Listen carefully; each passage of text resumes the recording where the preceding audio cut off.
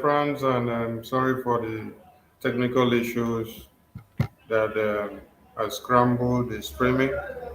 You're welcome to this very show. The Prime Minister is live with Dr. Damage at Glaze. His interview with him will try to heal some kind of damages from the brains of Dr. Damage. Maybe after today, he will learn some things. But I can doubt that he may not end up learning anything because this is the same person that had interviewed Nnamdi Kanu years back, and Nnamdi Kanu educated him, and then he has not learned anything until today. He's still the same person, and he is even worse than what he was before now. When he's talking about Biafra, when he's bringing Biafra to the people, he's always on the antagonizing end.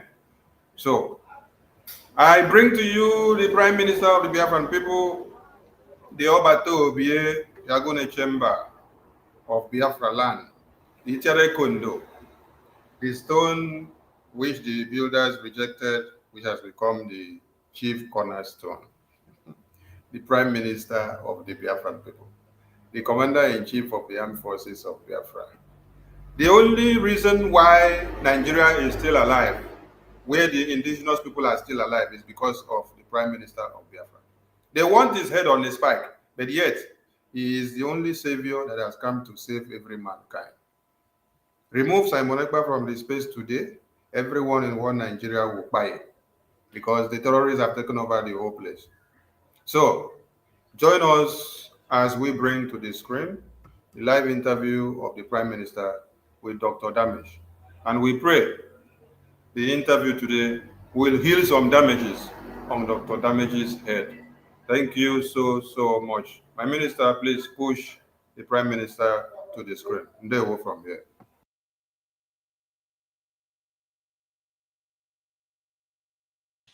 In April 2001, Rafu Wazlike, the leader of the movement for the actualization of the sovereign state of Biafra, Massaw, visited the United States. I traveled from Boston to New Jersey to meet him. I listened to him attentively. I still remember him bragging about how he will return to Nigeria and stop the flow of crude oil from the south to the north. I regret I did not get a chance to interview him. On July 9, 2001, Chukwuemeka Odumegwu visited Boston as part of a worldwide tour to find the person he will hand over the baton to. During that trip, I interviewed him.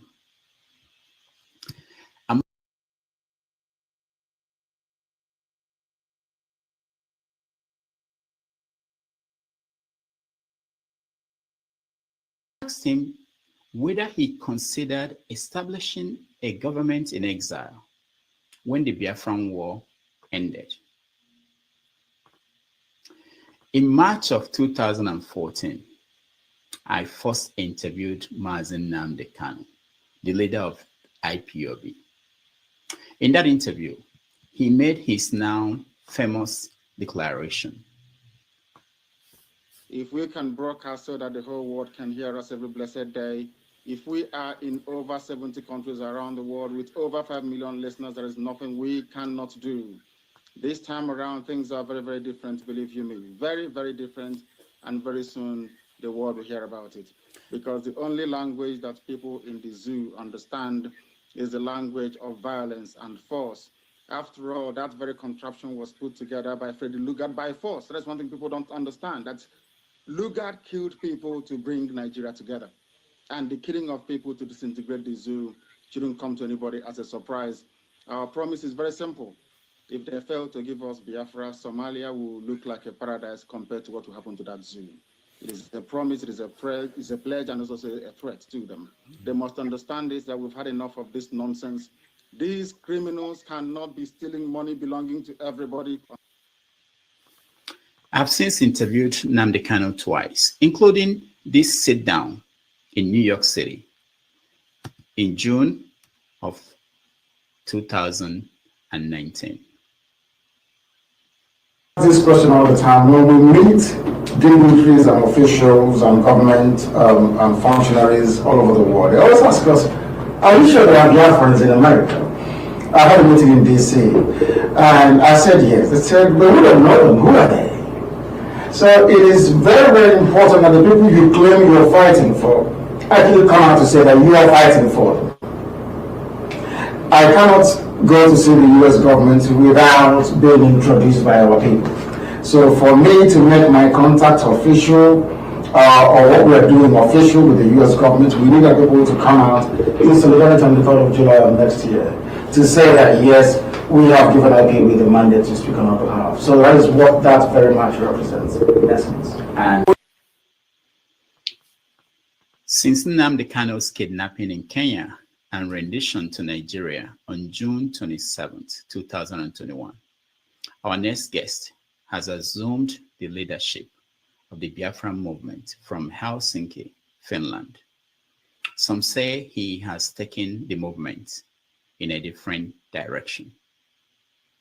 On December 2nd, 2024, he plans to declare once again the Republic of Biafra. Today, I'm pleased to welcome to the show Mazi Simon Ekpa, the Prime Minister of the Biafra Republic government in exile. Mazi Simon, welcome to the show. Good afternoon, good evening, Mr. Rudolph, Dr. Rudolph. Thank you for inviting me today. Thank you so much. We appreciate you and we're happy to have you today. Let me get first the elephant in the room out of the way, which is that when you put out the notice that you were coming on the show, a lot of your people were against you coming. They said things like that you shouldn't come here to grace this platform, that I'm a nefulefu, that I felt that they must love you so much. They are protecting you from what? Well, you know, these are people who have gone through a lot, and because you, as a Biafran, and I believe that if Biafra become an independent state today, you cannot be, ostracized from being a Biafran, right? So Yeah. by then, automatically you fall into Biafra. So, and for people like you that have platforms, which should be in the forefront of this freedom movement, and you are not doing enough according to them. So they believe that, I shouldn't come here. But, as a leader, I think differently, and I make decisions differently. So I am here also for their best interest. It is because we need to, we have somehow our outreach using our media, and it is time, I believe, we should also embrace other media platforms that have not been preaching Biafra. So I think my coming here today is for their best interest as well, and that's what makes me a leader. So I think differently from them.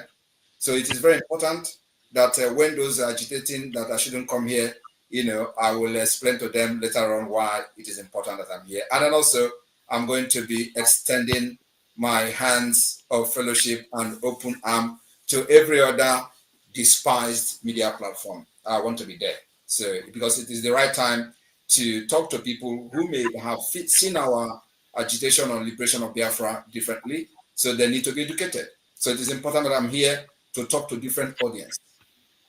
Thank you. Thank you so much. On my part, I also have to say that when I put out that you were coming, a lot of people felt that I shouldn't bring you here. So I have the same pressure that you have from my own people. But I think my job is to facilitate conversation across every platform, different groups. It doesn't mean that we have to only facilitate conversation with people we agreed with. All right, Let's get into that. Something happened in America last Tuesday. There was an election and Trump won. I know that you are in support of Trump. And how do you feel about the outcome of that election? Very, very happy because, as a matter of fact, I was among international politicians to openly and publicly endorse Donald Trump election. So I'm happy. He needed to come and save the world. Now, before I go in deep into that, how do you think it's going to help your quest for Biafra? Well, the United States has a very important role to play in global peace. And what Biafra is doing today is to bring peace and restore stability in Sahel region. So I believe that it is for the interest of America, it is for the interest of the West, and at the same time for Biafra and African interest. So I believe that the foreign policy of Donald Trump will facilitate the restoration of peace and stability in the Sahel by listening to Biafra people. Now, there's this story that came out, I think 2 days ago, that the chief of staff of Donald Trump, incoming president, Susie Wiles, that she worked for the Biafra movement as a lobbyist in Washington, D.C. Is that true? Well, in 2019, I just joined the Biafra movement. So what I would say is that it is a good thing for the fact that we have somebody who already have idea and knowledge about the plight of the Biafra people. She may not be currently representing Biafra, but at least she have been educated, and she once, was in forefront of educating the policymakers in the United States. So it's a very good plus to the Biafra cause. All right. So, but you don't know whether she's currently on your own group, whether you are paying. It doesn't matter whether she is currently in the Biafra movement or not. She is now the chief of staff of the United States, and we must respect that particular office and allow her to concentrate on the United States. The appointments that shall be given by the president-elect. So let us not drag her into the Biafra controversy and all that. So the point is that her firm have represented the Biafra movement in the past, in 2019, and my happiness is that she is well grounded on the issue of Biafra. That's enough. Okay, good. Yeah. Now let's go straight to what is happening on December the 2nd. What are you planning to do? Well, Dr. Rudolph, Biafra has come a very long way, and everybody has their way of agitating and pushing the movement for the freedom of Biafra. You will agree with me that Nigeria is not working. Nigeria will never work. And so what we try to do is to bring alternative to our people. And it is the Biafra people first, before any other Nigerian. So we are moving Biafra people forward, securing their future. And the only way to do that is that we need a separate, independent state where we can govern ourselves the way we want. And where we can put a policy that will help our people to develop and compete among nations. So in Nigeria, that opportunity is not possible. In Nigeria, the innovativeness of the Biafra people and their career are getting killed by the Nigeria system. So we need a better system and a different system entirely that will allow our people to develop themselves and compete among nations. So what we're doing in Finland is a part of generating a document, a legal document, which is going to be a base for the pursuit for the recognition of independent state of Biafra to be recognized as a sovereign state. So that's what we plan to do. And you know that we have been conducting self-referendum, which is still ongoing. It's going to end on the 28th of November. And this self-referendum, as of today, has recorded over 50 million votes. It is both online voting and physical voting. So, so far, from the record we have from the official that are responsible, we have, recorded over 50 million votes. So this vote now will be one of the legal ground to give the Biafra government in exile and the de facto government a mandate to restore the lost sovereign state of Biafra. Just like every other nation have done it in the past. For example, Lithuania and co have one time lost their sovereignty. So Biafra also lost their sovereignty to Nigeria state by force, by the barrels of the gun.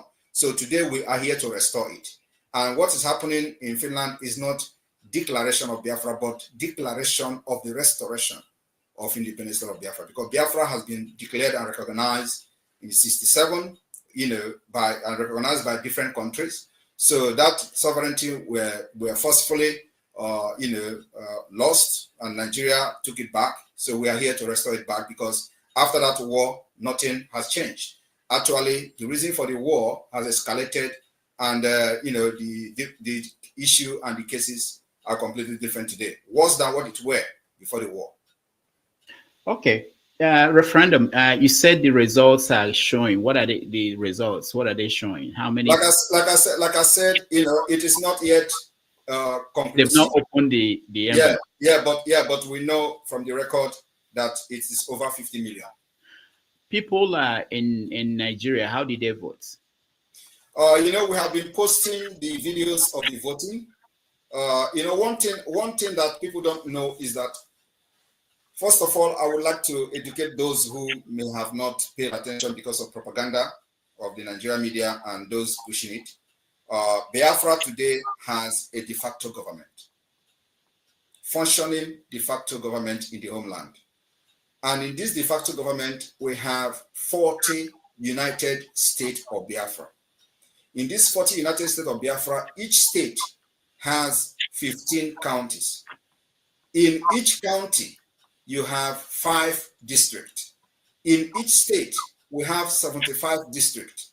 And in this district, we have head of district. In these counties, we have head of county. And then we have, in this state, we have the administrator, which is equivalent to governor. So this is what a lot of people don't actually know. So when they see the result of our activities in Biafra land, they are surprised and shocked how Ekpa is doing this from Finland, because we control the Biafra land from grassroots. So the government is already in the grassroots. So every community knows who is their county leader. Every county knows who is their county leader and who are the executive in the counties. And so with this particular structure, we are able to conduct this referendum, and people are fiscally voting. And of course, it may also shock you that the reason we have succeeded so far in the civil disobedience is also because of the structure, the strong grassroots structure that we have, which Nigeria, know, but of course they don't want to tell the other citizens who are available to understand why every effort to stop the sit at home has failed. They tell you it is because people are getting killed and stuff like that. It's a lie. It's because we have a very structure, from the grassroots. All right, we are going to get into the sit at home and everything else, but explain this for me. Let me understand. So the administrators in 40 states in Biafra land today. Yes, there are 40 administrators that are in each state. There are 15 county head. In each county, there are 5 district head, and there are other, the chain of leadership and all that from the state down to the district level. Do these people interact with people? Do they know them? Of course. They are completely in charge of Biafra land. That's what is going on. So if I call Ebonyi State now, I can get the names of people. You may not get the name of anybody in Ebonyi State unless you are into the struggle. Okay. So what about people who are not into the struggle? How did they vote? Well, those who are not into the struggle are not necessarily going to vote. These are the people, the few percentage of the people making noise on social media. But those who are in the struggle are voting massively. Like if you look at the videos we are posted on social media, you will see crowd that will shock you. Yeah, even more organized and better organized than Nigeria election. You can agree with me if you have come across the videos. Yeah, but for you to now say that the Biafrans all voted and this is the percentage that supported it, wouldn't it be good that everybody had a chance? Well, that is the point. We gave everybody the opportunity to vote, but at the same time, because this is a struggle and we are in a very fragile state, so we make it possible for people to vote online, right? And then in a struggle like this, you have to also be very security conscious, considering the fact that Nigeria is a terrorist state that kills people who agitate and do protest. So we don't want to endanger the life of our people by trying to prove that everybody have to participate. Everybody must not participate. Even in the Nigeria general election, not everybody voted, and somebody is still a president. So we don't need to prove, everybody that Biafra have participated. Those who believe in Biafra should participate, and they participated, and they are still participating because the vote is still ongoing to the 28th of November. What about people abroad? You mean in New York here, there are people? Yes. Everybody is voting online. Those of Biafrans abroad are voting online.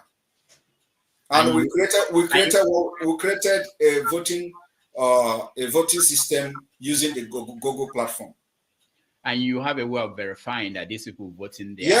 Yes, we verify. And of course, like those who want to dispute, who want to argue, we give them opportunity to conduct their own referendum on behalf of Biafra people. All right, this is interesting. Now let's also look at another thing. You have a new constitution that just came up. Yes. How was it? Who wrote the constitution? How did the constitution was drafted by the representative from the entire 40 states of Biafra. So we have people, every state volunteered the people to participate in writing the constitution. And that is some of the problem or the confusion that people don't actually understand.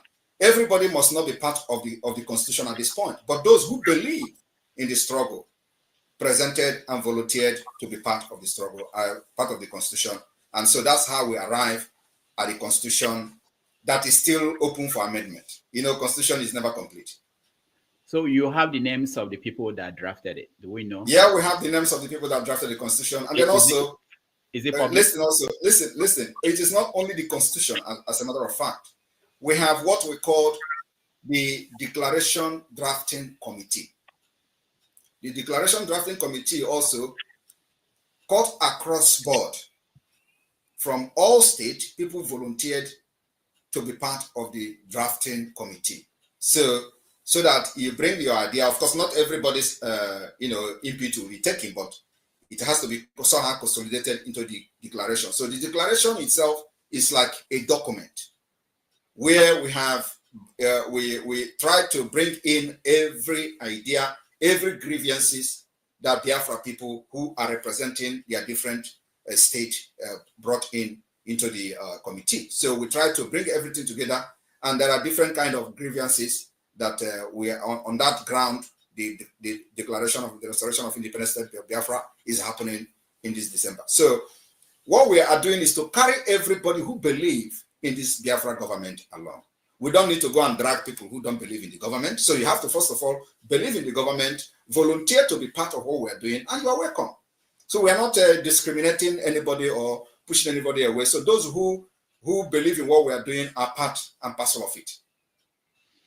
Now, the states, back to the states. Did you go beyond, because I get a lot of comments about the Biafran. When I posted that you were coming, people wrote and were saying, remove us from this year Biafran talk. How did the states go? Is it the 5 eastern states that you broke into 40 different? No, sorry. This particular structure of 40 states has already been there. It is not my making. So what I did was to bring everybody who are involved in the Biafra struggle even before I came in. So I told them to bring in the structure that they have, and we start working on that. So it is every state brought in their state map. They brought in their state structure. It is not my making. So what I did was to harness the already made structure from the 1967 down to Owazurike Mosob, down to IPOB, and to what we're doing. And so we consolidated everything and make it to be more, organized structure as it is today. So it is not my making. It is the making of the people. Every state brought their structure, brought their county structure, brought their district structure, and that's why it is called, it's going to be the Confederation state of Biafra, because we're going to practice Confederation, where these states who brought in their state structure are going to be on their own. So what about people who are saying they don't want to have anything to do with Biafra? That is part of life, and it's part of democracy. Even in Nigeria, when Nigeria was fighting for independence, North didn't want to go to be independent, right? But today they are the one who enjoy it most. So we are not bothered about those who say they don't want to be part of Biafra. They are just a few individuals, just like 1% or even 0.0% of people hijack Nigeria and impoverish everybody today. So those people saying they don't want to be part of Biafra, are they enjoying the killings in Nigeria? The answer is no. So we don't actually care about what they say. That's why we have gone this far. Because few people cannot hold everybody hostage. Mm. You are following the trial of Nnamdi Kanu in Nigeria. What do you make of how it's going? You know, I don't believe in Nigeria system, in court system. Nigeria doesn't have a court. Nigeria doesn't have a judiciary. So, and that's why I don't know whether you are aware, we have actually banned anything judiciary under Nigeria in Biafra territory. And they are folding up. So if you are not aware of that, I want to make it clear today. We are going to lock them indefinitely. And they will never come back until Biafra become an independent state. After the 2nd of December declaration, we start to pursue the legitimacy of Biafra. Nigeria court system and judiciary can never ever function again in Biafra land. It's a threat and a promise. How is that going to happen? How are you going to do it? It is already happening. Are you not seeing them folding up? That is to show you that the Biafra have taken over their land. Our plan is to delegitimize Nigeria from the Biafra territory, little by little, step by step, stage by stage, and that is happening. So judiciary is the next, because judiciary in Nigeria has contributed to the entire anarchy you see today. The insecurity you see today is the judiciary. The instability you see today is the judiciary. The banditry, terrorism you see today is the judiciary. They have not done anything that will bring justice, fairness, and equity. So we don't need those kind of system in our land. So, and if you're asking me how we're going to do that, we're already doing it. You see, they are folding up. That land belongs to us. And Nigeria has been rejected by the people. Over 50 million has given us the mandate to chase away Nigeria from our land. So however we're going to do it is what the government will decide. And we're doing it the way we want. Okay. You know that you are on the list of most wanted people in Nigeria. That is a badge of honor. I am very, very happy that I am in the list, because if I am not in the list, I would have regretted ever even getting involved in Biafra. So it's the highest honor I have received in my life. Now, people say, I played the video earlier in the introduction when Nnamdi said that if they don't give us Biafra, that Somalia will be better than Nigeria. And people say that what you have achieved is to turn some parts of Igbo land to look like Somalia. That Lagos is not like Somalia, that Abuja is not like Somalia, but Owerri, Olu area, basically is like Somalia. What do you say? So let me address you. Now, did you see the poverty rate in the world? Where is Somali placed in the list? It should be at the bottom also. Like no, I want you to tell us. I can find it. Where is Nigeria and Somali? Nigeria is at the bottom too. Yeah. So in the list now, is Nigeria up or down? Down. So it's already. It doesn't necessarily mean. It doesn't actually mean that they're going to be shooting gun like in Somalia. Somalia already overtake Nigeria in a better scale. Nigeria is down in poverty level. So how do you Maz, they're serious. Let me give you this as serious things. I have a friend here in America who lost his father 2 years ago from Olo area, and lost a brother early this year. And none of them, they've not been able to do any funeral because nobody can go home. Okay. And there are so many places like that in the Southeast. Is that a good thing? Well, I should be asking you, how are the burial taking place in other parts of Nigeria?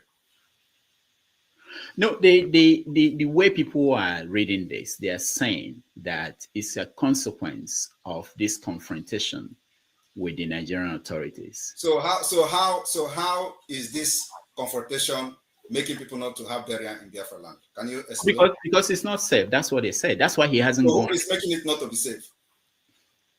Why are you laughing? No, I want you say this is a discussion, right? No, we're having a conversation. So if you cannot answer, let me explain I want you to tell me. You want to answer? No, this is what they said. This is what they said. Okay, so this is what they say. But what about you? What about you? What about your opinion? What do you think is the reason for not having burial? No, I don't have. I go home. I don't have. Okay, so can I explain now? Can I explain the reason? Yeah, give us the reason. All right. The reason is because the Nigerian terrorist army and police have been killing our people for many years, even before I joined the Biafra struggle. They killed them in Aba, where they went to pray, and over 150 officially was announced. Over 150 people were killed in cold blood. Nobody asked question. Nobody, was held responsible until today. They went to Nnamdi Kanu's house, bombed everywhere, killed people there. Nobody was arrested. Nobody was held accountable. They went to Ekpa and killed, and these people they are killing never raised a gun against them, right? They were only having flag. They killed in Enugu. They killed in Ebonyi. So when Nnamdi Kanu was kidnapped, they went to Kenya to kidnap him against international law, and I took over from there. And do you know what I said in the first place? I said, under my leadership in this Biafra movement, you can never kill Biafra again and go free in Biafra land. So I raised an army called the Biafra Liberation Army to confront these killers. And these killers, some of them are repentant Boko Haram. So they recruit them, push them to Biafra land, and people are not talking about that. And when they go to villages, they open RPG or GPMG, and they start spraying bullets. Even fowls are getting killed. So I said, under my leadership, under this Biafra movement, Nigeria can never kill any Biafra again and live to tell the story. So we raised the Biafra Liberation Army to deal with them, and they are neutralizing them. So when they neutralize them, what do? They will come after the villagers. And let me tell you, is that the kind of country you want to be proud of, where you have people carrying guns, defending their land, and instead of them to go after those people that are defending the land, they will go against innocent people. These are the reasons why people are not coming for burial. So tell it the way it is. So, and it is not my fault. It is not my fault. It is not the fault of Biafra. It is the fault of the Nigerian terrorist army, who cannot confront the Biafra Liberation Army, but confront innocent people. And why they are doing it is so that we lay down our guns. And that's not going to happen. Yeah, that's what I wanted to ask you, that knowing that this is how they operate, if we believe the story you just told, this is how they operate. The question is the best thing to continue to have them kill villagers if we believe this story? We are neutral. Believe me, there is no any other better way. This is the best way. If you have any other better way, tell me. The better way is what we are doing now is the better way. When they come to kill our people, we kill them first. And if they come, we will resist them as much as we can. And let me tell you, it will continue like that until none of them will be in Biafra land. It is called attrition. War of attrition. The chief of army staff said that what they are fighting is called the jungle warfare and asymmetric warfare. No, I am not fighting asymmetric warfare with them. I am defending Biafra people, and what we have actually declared now is war of attrition. Go and Google it. It is, you are going to be fighting until nobody is remaining, and it is not going to be on our side. They are already running away. You know the kind of atrocities people have committed in our land? Is that how to run a government? A government that will come and you don't go after people carrying arms, which you invited with your actions and atrocities. You go after on armed innocent women and children. Is that the kind of government you want to support? So what we are doing now is what we are going to do. And like I said, they should go and Google war of attrition. We will fight this war with them until we know who is going to give up. When I interviewed Nnamdi Kanu in 2019, I asked him, how many people have you lost? The question was how many? He said thousands. Let me ask you the same question. Since this started, how many soldiers, let me use the word, the Biafran, your own soldiers, have you lost? If we lost people, you see them on social media. Now they are posting some of the people they are claiming to be. We don't lost soldiers. I have to be very sincere with you. We don't lost soldiers. They know it. Let me tell you, we are fighting a very different war with Nigeria terrorist state. and they are confessing. Have you ever, in the history of Nigeria, have you ever, even during the war, it was only during the war, actually, that the issue of Biafra was discussed at the National Assembly, and the entire security chief are crying. We are training, I have a military experience. We are training the Biafra fighters, and they are engaging Nigeria in a very systematic war that they have never fought before. And you see, I didn't say it. You can hear it from the horse's mouth. Musa have cried several times. And let me tell you, if they think that in self-defense is a crime, they should go and read international law. Because the point is that nomadic system have taken over, and nobody is thinking correctly in Nigeria anymore. You come and kill people and expect them to defend themselves. We are defending ourselves. And like I said, if I have access to bomb today that will go to Aso Rock, I will first of all engage Aso Rock. But until then. How many people, not soldiers now, regular people have died? They should give you that report. They are the government now. They should give you how many people they have killed. Right? They are the one who killed the people. And all we do is to defend them. So they should tell us how many Biafra women and children have been killed. Because at least you have never heard in any news, that Biafra Liberation Army invaded the village and killed everybody there. Just like you see in the north and see in the other part of Nigeria. But the military are the one killing. We saw them how they kill people in the Onokoma community. They're born everywhere. Nobody is talking. So when they say that people kill soldier in Ukoma, nobody know what led to killing of the soldier in Ukoma. But you know what? Everybody was proudly saying, oh, the military will come and burn this. We don't want to be part of a such system where they will not go after criminals. They will come to where a crime was committed and they go after innocent people. That kind of system should be abolished. And that's what we are abolishing by pulling out Biafra from that Islamic terrorist state. The sit at home every Monday that you support, how has it been helping? The sit at home is has been very successful. What people don't know is that when we started the sit at home, because the point is that they don't know why. They don't know why we keyed into the sit at home very much. It is going to achieve or have actually achieved several things. One is that it crushes the economy of Nigeria. Nigeria. Wait, hold on. Nigeria, I'm telling you, Nigeria. Yes. Nigeria. Not Eastern Nigeria, Nigeria. If you know the point, if you listen to Ekpa as dumb as he is, he said that the sit at home is affecting everybody in Nigeria. And nobody's paying attention to that. They have lied and used propaganda to say, oh, is the economy in the East. What have the economy in the East done for over 50 years? Nothing. Now, let me explain. I'm still explaining the sit at home. Now, it crushes the economy of Nigeria. Two, we are delegitimizing Nigeria government from Biafra land because it is one of the ways to prove that they have no control over the people. Three, they have also that sit at home that demonstrated that they have lost legitimacy over the Biafra people. You don't know what is happening. So you are very close to Sowore. You should ask Sowore, why did he say that the Southeast has, systematically left Nigeria? It is because of the sit at home, because they have lost control over the people and they're listening to only Biafra government. It's a pathway to our freedom. And now we are, and let me also explain to you that we are using four different mechanisms and different approach to fight this freedom, which has never been done in the past. One is the political approach. Two is the diplomatic approach. Three is the armed struggle self-defense approach. And four is the civil disobedience, which sit at home is part of it. So these four different mechanisms is what we're using to delegitimize and fight Nigeria to our freedom. And it's working perfectly.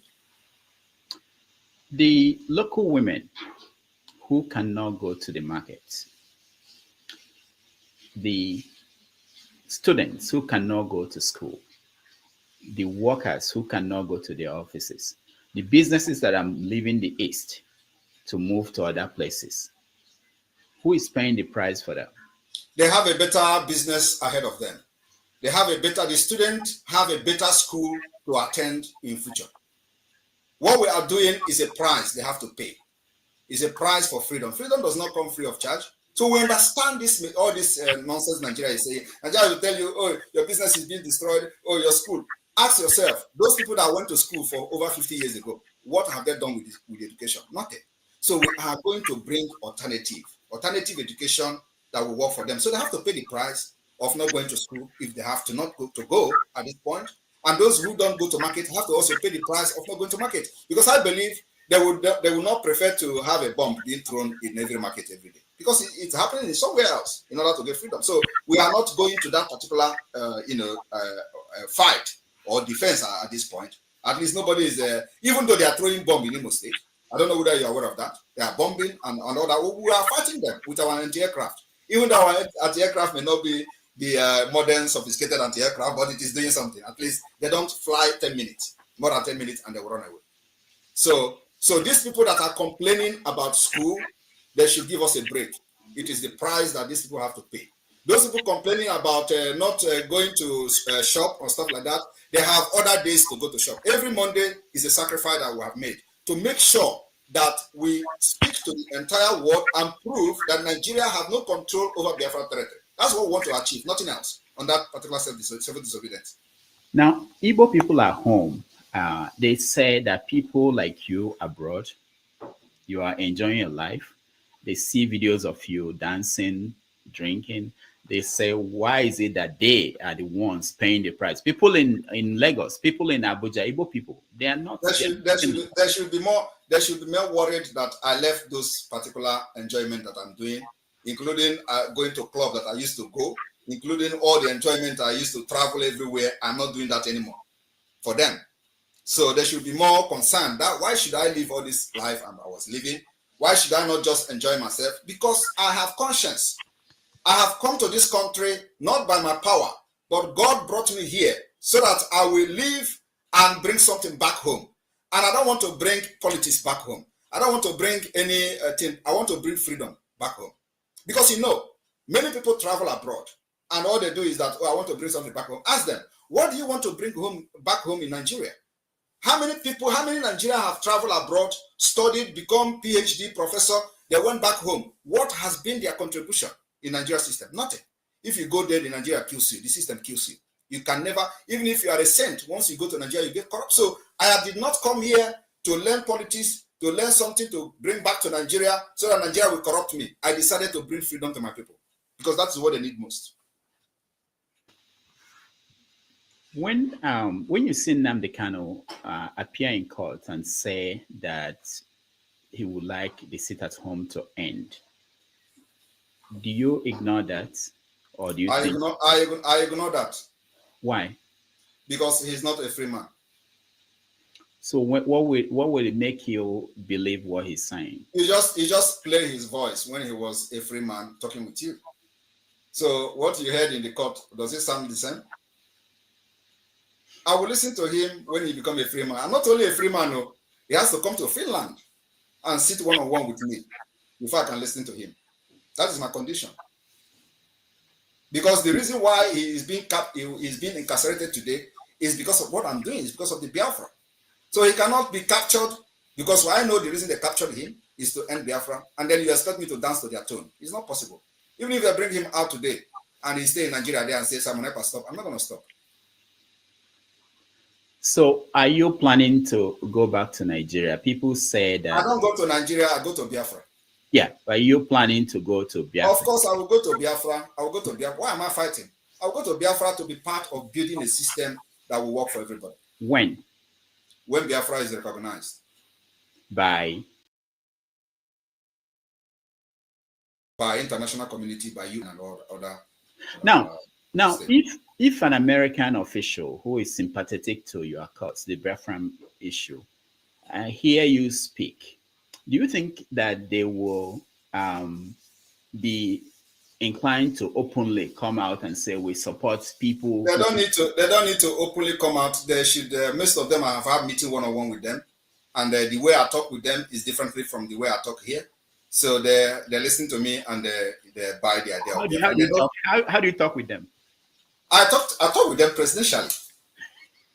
Because of course, when I'm here, that I'm talking with my people. When I talk with them, I talk differently. So and when I talk with them, I present Biafra as a solution, which is the way it is. I present Biafra as a solution to restore peace and stability. That is the only way to restore peace, because what you see today, the Islamic movement happening today from the Sahel down to the entire Nigeria region, interest is tied to Biafra territory. Now, not beyond the way you talk to them, what about what you do? Like things you celebrate on your social media? It's my personal life because I'm No. I don't mean dancing. I mean okay. things like when there are military officers killed. Are you not seeing military officers killed in Ukraine being posted by Israel, or the terrorists killed in Gaza being posted by Israel defense? So you think it's okay? It's okay. That is the only way to show the enemy that you are dealing with them. All right. At this point, let's take a break. We'll come back. When we come back, I'll play some videos, get you a reaction to the videos, and then we are going to invite people who are watching to join us in this conversation with the Prime Minister of Biafra Republic in exile. We'll be right back. Yeah. Okay.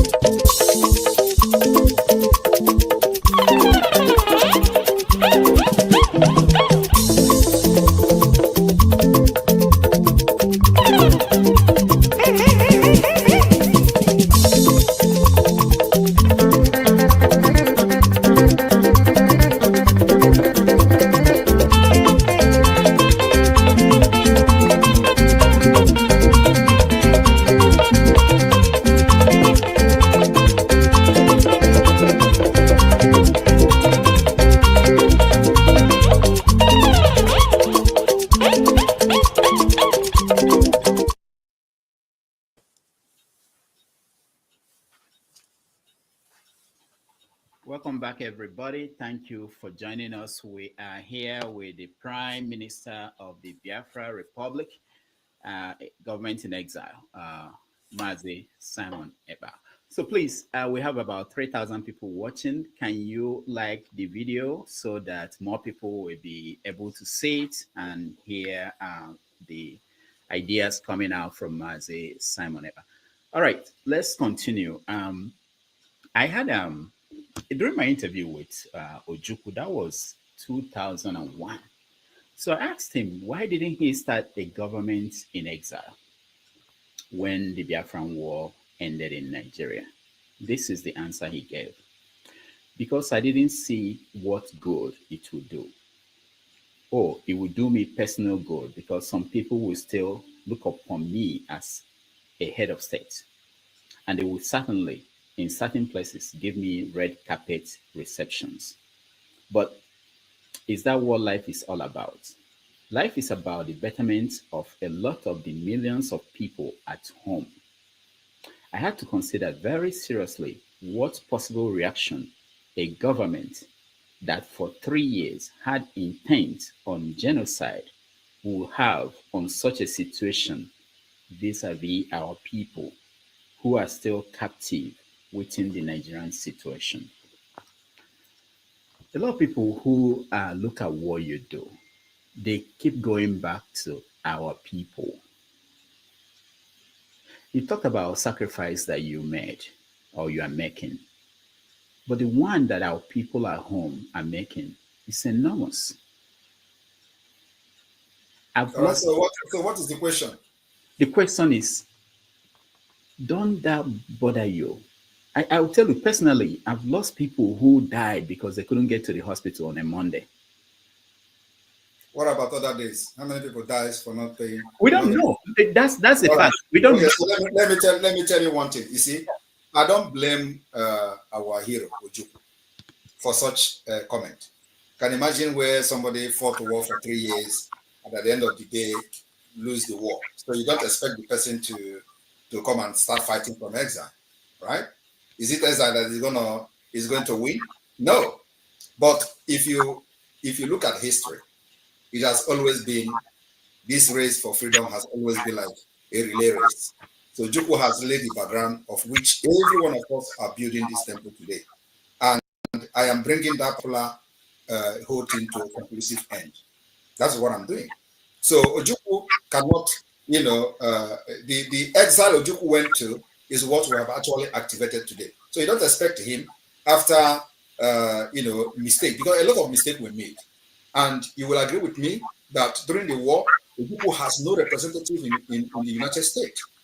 All the representatives were just sell out. So Ojukwu don't actually know what was going on. He had nobody to educate the United States Congress or the United States government. They have nobody to put and educate them on the reason why Biafra should go. So Ojukwu don't have that representative. So we have it today. And one thing is that you are just emphasizing on Susie. You are happy that she was a lobbyist for the IPOB and all that. So it is part of the mistake that we identified and we want to solve it. Now, during the war, at a point, the United States was shifting ground to the Biafra side. And the Biafra leaders don't have knowledge about it. So if it's somebody that they have knowledge, that they have people representing them, they have good lobby. I don't even know whether they have lobby at all, they don't have. So you're assuming that they have lobby firms representing them in the United States, educating the policy makers, the Department of State, the US Congress and all that. I don't think Biafra, although that's how God wanted, I would not want to change the wish and the will of God. So God wants it to happen that way. And today we are, using that particular foundation that was laid, that mistake that was made. And today everybody has seen that actually Ojukwu saw tomorrow. Because the thing he saw that Gowon didn't see have consumed his people today. Gowon today, after fighting Ojukwu and Biafra people, cannot even stay in Nigeria. He ran away to the United Kingdom. At age of 80 or 90, who does that? He should be proud to stay in his village where he stood Biafra, 3 million people through starvation to become one, for Nigeria to become one. But why is he running away? Because the country failed.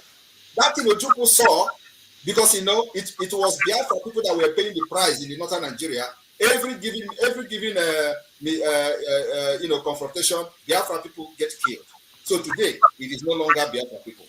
Gowon people are getting killed, and today many of them are living in IDP camps. So Gowon could not save his people. He ran away. So if he actually saw what Ojukwu saw today, I don't think he would lead Nigeria to war against Biafra. So what I'm trying to say is that Ojukwu did the right thing as somebody who fought for 3 years and lost the war. And we have learned from Ojukwu mistake. We have also learned from Wazirike mistake. In case you don't know what the mistake Wazirike made. The mistake of Wazirike was that when Wazirike was captured, just like Nnamdi Kanu was captured and kidnapped from Kenya, Wazirike was incarcerated. What did they do? They connived with all the commanders of Wazirike and brought them to the prison and said, you see, all the hitmen, all the strong men you have are with us. And who did it? Andy Uba. Right? So from there, during Obasanjo time, from there, Wazirike gave up. He said he looked at all the people that he was fighting with, all the men he had his hope on. All of them came with Andy Uba, a politician, to the prison. So what can he do? He gave up. The same thing they want to do to Nnamdi Kanu. They capture him in Kenya, and all the commanders of the Eastern Security Network, they started killing them. I came to rescue them. That's actually what I did. So I saw those mistakes, and I built the tent and built the fence to make sure that it never repeats itself again. And so what did I do? I began to organize, bring in more organized and more structured movement. And then I also approached the former government in exile, which actually Ralph Wazirike was part of. They failed me. And I know they will be listening. They failed me. That was actually what led to the formation of the present government of Biafra in exile. So all these things, I try to bring everybody together. I try to let those people who have been there before to come and bring what they have on the table so we can use it. Because I just joined Biafra in 2019. So, and what I did is, this Biafra have lingered for ages and we have history. So we do not need to fight this thing with guns and bullets alone. So there is a need for a well-structured and organized system to get this Biafra done. And I said, I will not fight this more than 5 years. So I gave myself 5 years to fight for Biafra and actualize Biafra. And this is where we are. This is the 5th year. Now, when I interviewed Nnamdi Kanu, I asked him what role he would like to play if Biafra were to come, and he said he wouldn't want to play any role. You're already the prime minister. If there is Biafra today, what role will you play? I will play any role Biafra gave me. One thing I cannot do is to fight for this Biafra and allow idiots to come and ruin the system. No, I will put Finland. I want to bring Finland to Biafra, and I will not allow a stranger to come and bring Finland who doesn't know anything about Finland. Do you know our constitution is comprised of one of the best constitutions in the world? Our constitution today is comprised the Finnish constitution, the Switzerland constitution, and the United States constitution. So it is the best you can see. And let me tell you, the day we are going to unveil this constitution and vote on it, and people see this constitution, you will know that, yeah, indeed, we're going to be the civilization. We're going to bring civilization to Africa. So I cannot fight for Biafra to bring a better life, a better system that works for the people, for the interest of the people, and then somebody else who do not know the plan I have for Biafra people to come and start. No, it's not going to happen. I will be part of the government. So what role will Nnamdi Kanu play? Nnamdi Kanu have his own right to make a choice. So we cannot force him, but I believe that when he was making such comment, he don't know what we have done today. If he come out today and see what we have done, I believe he's going to have a change of mind. What is your role, your relationship with the IPOB that was the other faction? They are Biafrans. The only relationship I have with them is that they are Biafrans. And after Biafra become an independent state under the Biafra government in exile and de facto government, we will start a reconciliation process. You think you can reconcile with them? Why would they not? If they don't want to reconcile, they will go to exile. Yeah, well, the government will give them opportunity for reconciliation. That's what makes us different. I'm not here for vindictive or to kill anybody or anything like that. I want the best interest of the Biafra people. So those who believe in freedom, actually believe in freedom, there will be open door for reconciliation. One more question before I bring in the audience, and that's a question about people in what we know today as Niger Delta, who are saying that they don't want to be part of this. How will you force them to be part of what They should first of all go and outnumber part of the 50 million people that voted for Biafra. So are you going to let me tell you, once they outnumber those numbers, we don't have any problem with that. Actually, it is even in the constitution we have today. So a confederating state means that they need to be educated for those who are shouting that too, because they don't know what is confederation. So they can still have whatever they want to have, do whatever they want to do in their state and all that, because they are completely free from everything we are doing. So if they feel that they can have a defense system that works for them, good for them. We can't do what Nigeria did to us to them. And let me tell you also that the issue of Niger Delta, this Niger Delta that, is something that the Constitution of Biafra have actually addressed. So, and there's not going to be a better system than what we have today, this confederating state of Biafra, where they will have their choice and their right to do whatever they want to do, have their own constitution, have their own parliament, each state on their own. That is the best. And then our defense is the same, because we're going to have enemies that will surround us. And these enemies that will surround us is not just against us alone. They are against America, they are against the West. So America needs us, the West needs us in order to protect their interest, because once we protect the interests of America, we protect our interests. Once the business, the trade, the shipment and all that begin to move, our own interest is also protected. So when people talk about American interest, it is as if it is only America we are fighting for. No. When American interest in the region is protected, our interest is protected as well.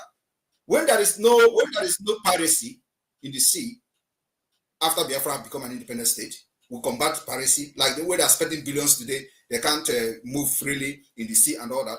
That will end automatically. And our army will be army that is not going to have any Islamic affiliate, any terrorist affiliate, just like we have today, people that are affiliated to Boko Haram terrorist group. We're not going to have that in Biafra land, right?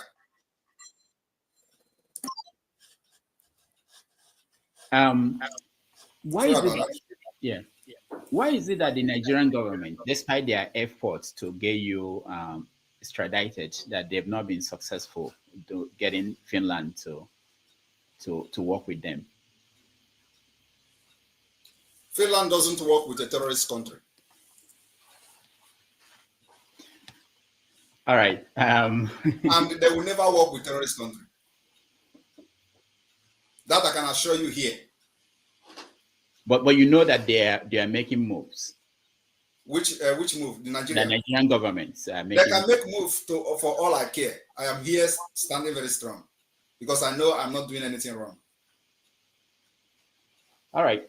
So for those who want to join us, I posted the link. And also, Rudolph. Yeah. I want to say something here because this is an opportunity for me to address you. Okay, go ahead. And, so I want to say this, some of you have made bad decisions in the past, a very bad one. And so we have a record of making good decisions. And our decisions have actually favored our people for many years. And I want to tell you one bad decision you have made, and many of you. One is that I saw you protesting against Goodluck Jonathan during the 2015 election. You want Buhari to come in. It was a very bad decision. And sometimes like that, we look at the people who have made such decision that they are not capable to decide for the people. So when we are making this decision we're making today, that you may not see the effect of it today, give us the benefit of doubt and see what it will turn out in the next few years. So Biafra that I'm fighting today and making all these things that many people are laughing at, they are laughing that we are going to have declaration in Finland. They don't know why we are having that. They are laughing that we are going to, I'm declaring Biafra. They are laughing that there is a national football team. They are all those things. And that is exactly what Gandhi said. They will laugh at you, they will mock you. At the end of the day, you win. So I want to say that some of us that are making this decision for the best interest of Biafra people, we see what people don't see. So you should be able to give us benefit of that and support the decision we make. We kicked against Buhari, it backfired. You people supported him. We kick against this Tinubu. You people, many of you supported him. And so it is very, very hard for people like us to come and listen to advisors that have made bad decisions in the past. It is very difficult for me, and I believe many people. So I just want to tell you this today because I may not have the opportunity to tell you again. Thank you. I appreciate that. But I don't remember protesting against Jonathan. Rudolph, I saw you carrying play card in the United States. Saying what? Protesting against Jonathan. Me? Yes, when they were organized Occupy Nigeria, I saw you now. I will post it. Okay, yeah, post it, please. Share it. Let me remember because I don't remember that. But anyway, thank you so much. I really appreciate you taking time coming here. I will still ask you for more questions, but I want to give our viewers a chance to also weigh in. So when you come in, please, you have to make sure that you have your camera on. I just want you to ask one question only. You have to be respectful because you are talking to the Prime Minister of Biafra Republic in a government in exile. So it's very important. And if you don't do that, we take you out. And there won't be any arguments. Just ask your question, listen to the answer, and then we find the best question you have. There are a lot of people who are trying to get in. And so when I bring you in, just be able to come up with one question. All right. Righteous man here first. Yeah, good evening, Prime Minister Simon Ekpa. I've been watching and following you for 2 years now. My question is this. How do you consider your safety as a priority? And should anything happen to you, who takes over from you? Allow Biafrans and myself to worry about my safety. I don't have any problem with my safety. Thank you, righteous man. Let's go to Ernest. Ernest, unmute yourself.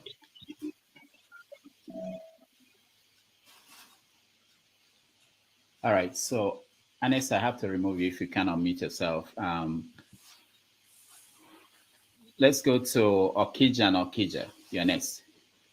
Hi, can you hear me? Yes. Okay, so Mr. Ekpa, I mean, some people, might, think that this is funny, but this question is funny, but it's not. Behind you, I see American flag. I think that the other one is a Finnish flag, and the Israeli flag. And then, behind those flags, I mean, including the Biafran flag. Then, behind, you, I see, the Last Supper. This a white man, that he's not even Jewish, a white man, blonde hair, blue eyes. So I don't know, is this an image of Biafra? Is Biafra gonna be like a servant state to all this contraption? With the white man, I don't know, because what I know is that our people, we have our own religion. We have our own way of life. We had democracy before America was, founded. Igbo people, they are Republican people in nature. So, I mean, what image are you showing to us, with all these flags and the blonde man behind? All right. So, thank you very much for that question. Biafra government has officially three religion. We have the Jewish religion, Christian religion, and traditional religion officially. I believe that I've answered your question. So you can choose which one you want to be part of. If you want to be part of a traditional worshiper, it is official in Biafra land. If you want to be part of Christianity, it is official in Biafra land. If you want to be part of Jewish, it is official in Biafra land. Myself, I'm a Christian and a traditional worshiper too. So we won't have Islamic religion in Biafra. That's what you're saying. I said official three language. Islam is not official religion. Sorry. Islam is not official religion in Biafra land. But they'll be allowed to practice. I said official. That actually answered you. Official. All right. Thank you, Okija. So on the politics over here, you're next. Prime Minister. Official three language. Islam is not official religion. Sorry. Islam is not official. Something is echoing. But they'll be allowed to practice. I said official. that you can that actually answer the official. So can somebody mute? Yeah, Ernest, I think. Yeah. All right, Obie, go ahead. All right. Special thank you to Prime Minister Simon. I, from the bottom of my heart, I actually respect your style of leadership, and I want to say thank you for coming. One, thank you for your clarity. Two, but most especially, thank you for the response you gave Rudolph in regard to the question he asked about the mistake he believed that Ojukwu made during the Biafra in the 60s. And your response on how you recognize that and how you are going about it, talking about the lobbies and all that. So that's particularly me. It hit me hard because currently I'm doing extensive research on the role of the West in regards to the Civil War, the Biafran War. And I couldn't help to notice two things. America actually supported one Nigeria over Biafra. Now, correct me if I'm wrong, supported one Nigeria over Biafra based on two things. One, they were scared that if Biafra actually got their sovereignty, they might decide to lean towards the Soviet Union. You remember, it was at the middle of the Cold War in the 60s. That's one. Two, another concern of them is that if they allowed that to actually, the Biafra to actually get their sovereignty, it might become the norm within the sub-Saharan region or indeed the whole continent, and that would be too much for them to deal with at that time. So that's why they fully supported. But event that is happening today is as the same as what happened in the 60s, but in this time take a different face, which is China in disguise of BRICS. Why, of course, the still almighty United States. And I noticed that I don't know if I can be heard. I noticed that you are happy that Donald Trump won.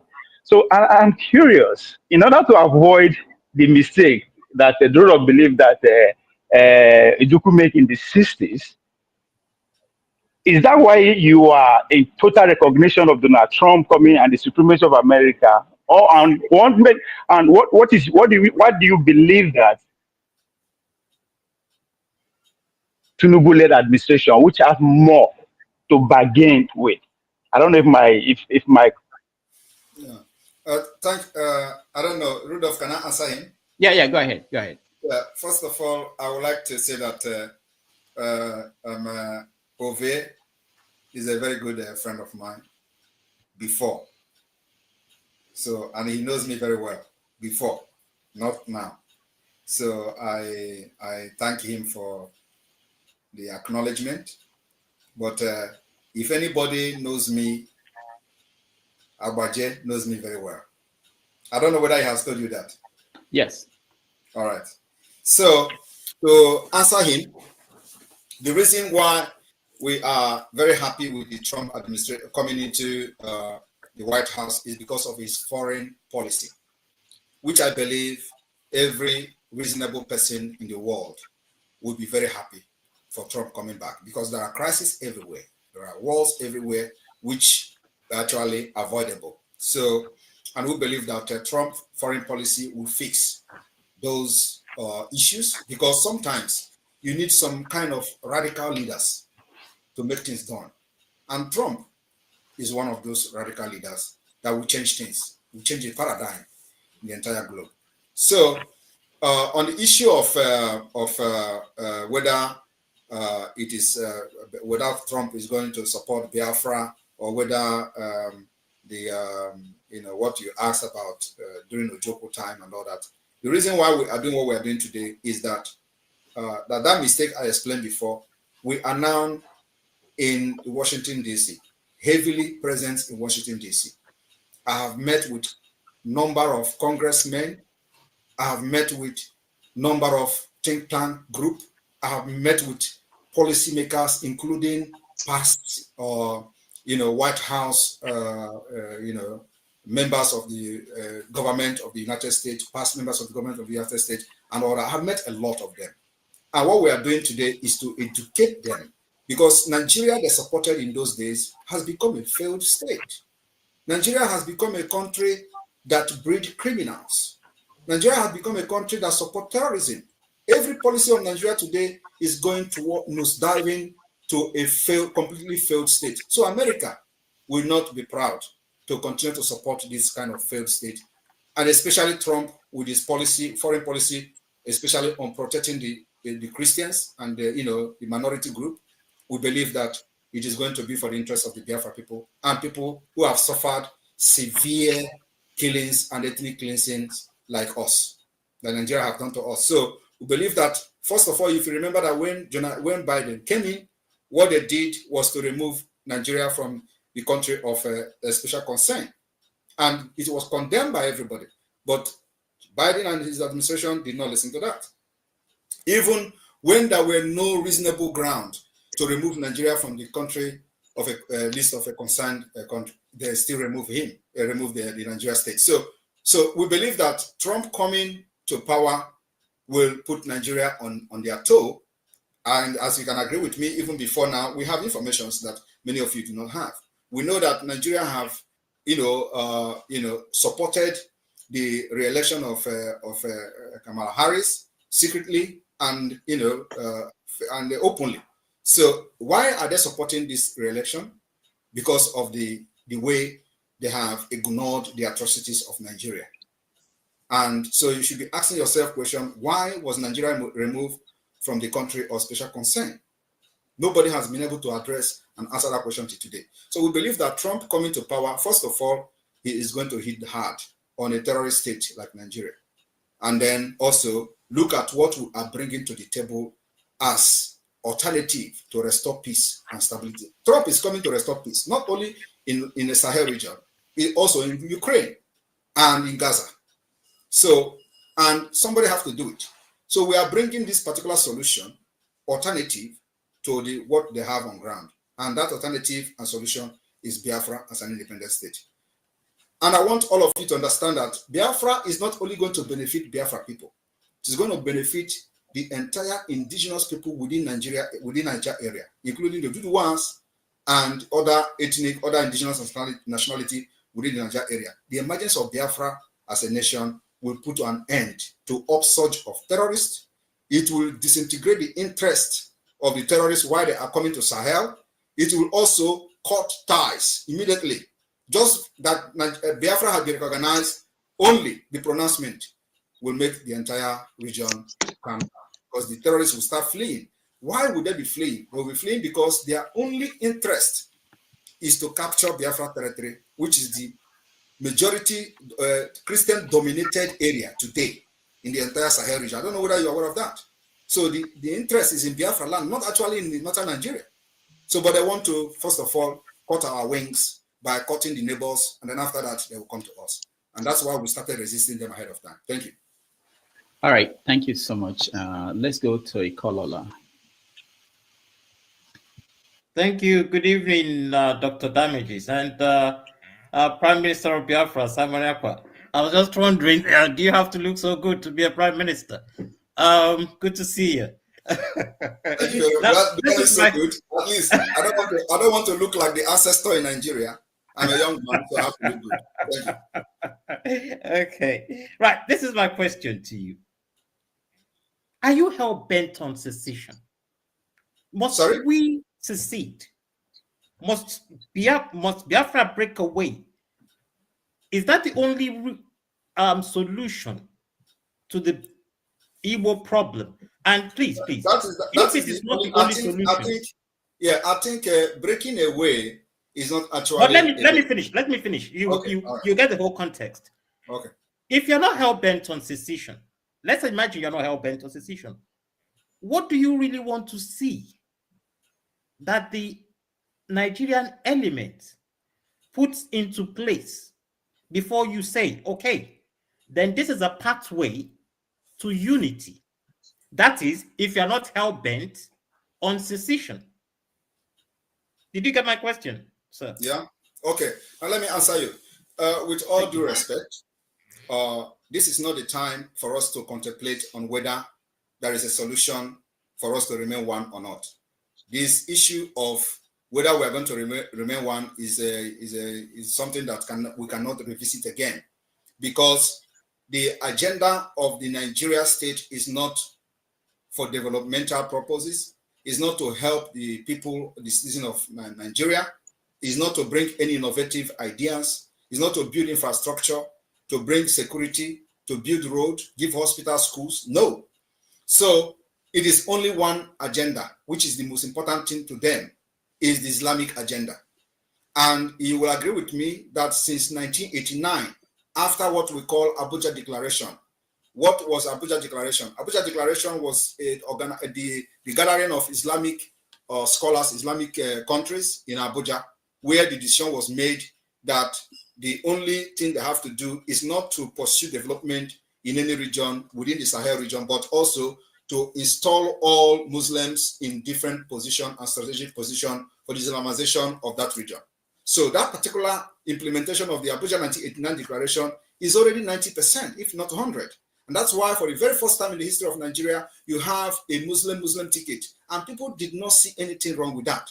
In fact, before this Muslim ticket, a lot of people said it is not possible. It is not going to happen.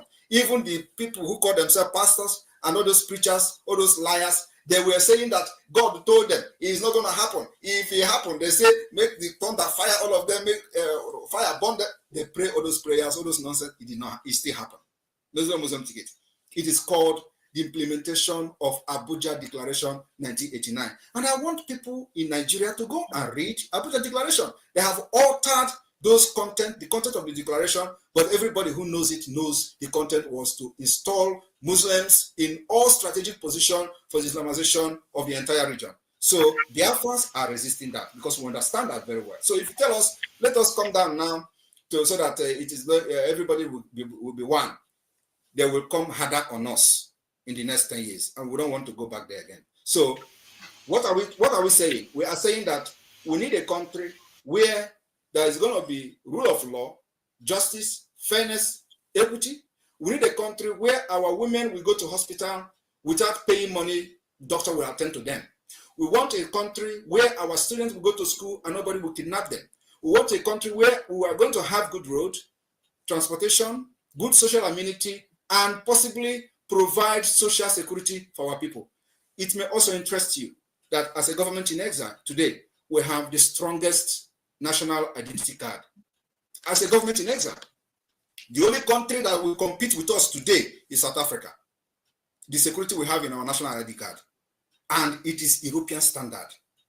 It will be unveiled and issued to applicant first time ever during our convention in Finland. That's how far, that's the kind of quality of life we want to give our people. Nigeria don't have it. No other country have it in Africa except South Africa. And we have contracted the best security company in Europe to do this. So we are laying example. We want a country where our citizens can travel visa-free because we have what it takes. The Europeans need us more than we need them. America need us more than we need them. So we need to have the kind of agreement where our citizens of Biafra can travel without anybody using telescope to look their passport. No, we want that our people will be respected in any point of entry in any part of the world. That is the kind of, Nigeria can never provide that for you, and you know that. So thank you very much. All right, thank you, Ikolola. Let's go to Christian. You're next. Hello. Greetings. Hello. Greetings. Rudolph, can you hear me? All right, thank you. I just missed one of your interview with Hyundai. So anyway, I'm just curious to ask Simon Ekpa.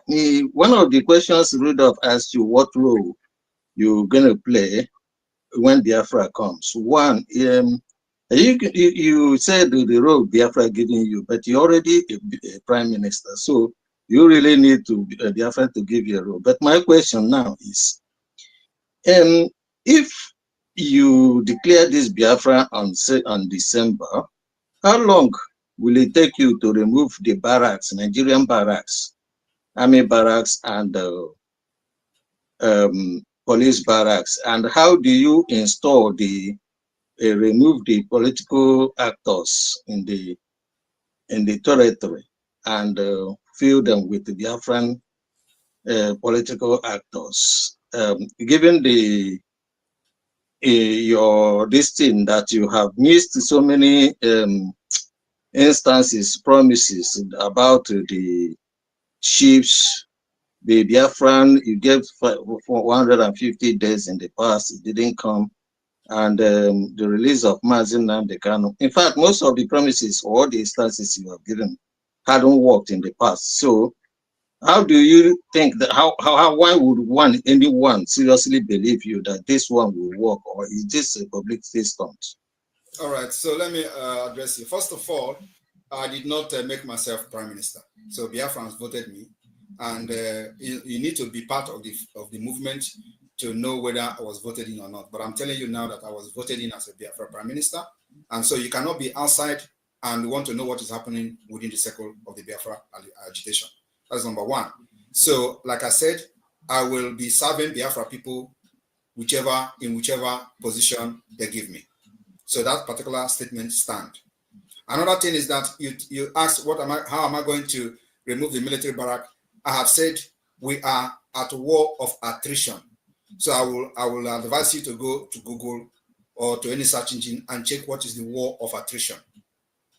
War of attrition is that we fight till the person that is tired will leave. And so after the declaration of the restoration of the independent state of Biafra on December 2nd, what we're going to do is to generate a document, a legal document. This legal document will comprise of the Biafra constitution. It will comprise of the announcement of the Biafra self-referendum. It will comprise of the assenting into international human rights laws, international human rights treaties, international human rights convention in accordance with the UN treaties. We are going to assent to these laws, to respect them, the laws that Nigeria have violated with impunity.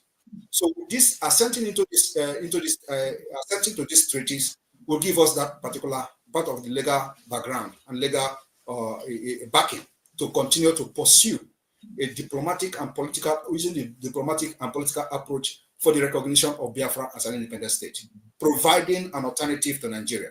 So this is what we are doing. And this takes time. It is not a rocket science. So you need to have patience with us. That as we are engaging Nigeria, delegitimizing them, they're going to get tired. At the end of the day, I'm only pitying those who is going to die, especially from the Nigeria side, in the name of defending Nigeria. Because at the end of the day, they're going to invite us to talk on the table, to discuss the partition of Biafra and Nigeria. It is going to happen. So those who die for no reason are the one I'm going to pity. Because Biafra will come one day and sit on the table. Everything you see happening today will end in a table. So what you have to ask yourself is that, is Nigeria a better option for you? That's the question. Do you enjoy Nigeria? Do you want this particular Islamic state that is happening today? Where not that I'm a proponent of Nigeria. The reason why I asked my question, not that I'm a proponent of Nigeria. Let me address one of the questions. You said about 150 days that all the promises I made, none of them has happened. There is no promise I have made that did not happen. Every promise I have made is targeted at achieving something.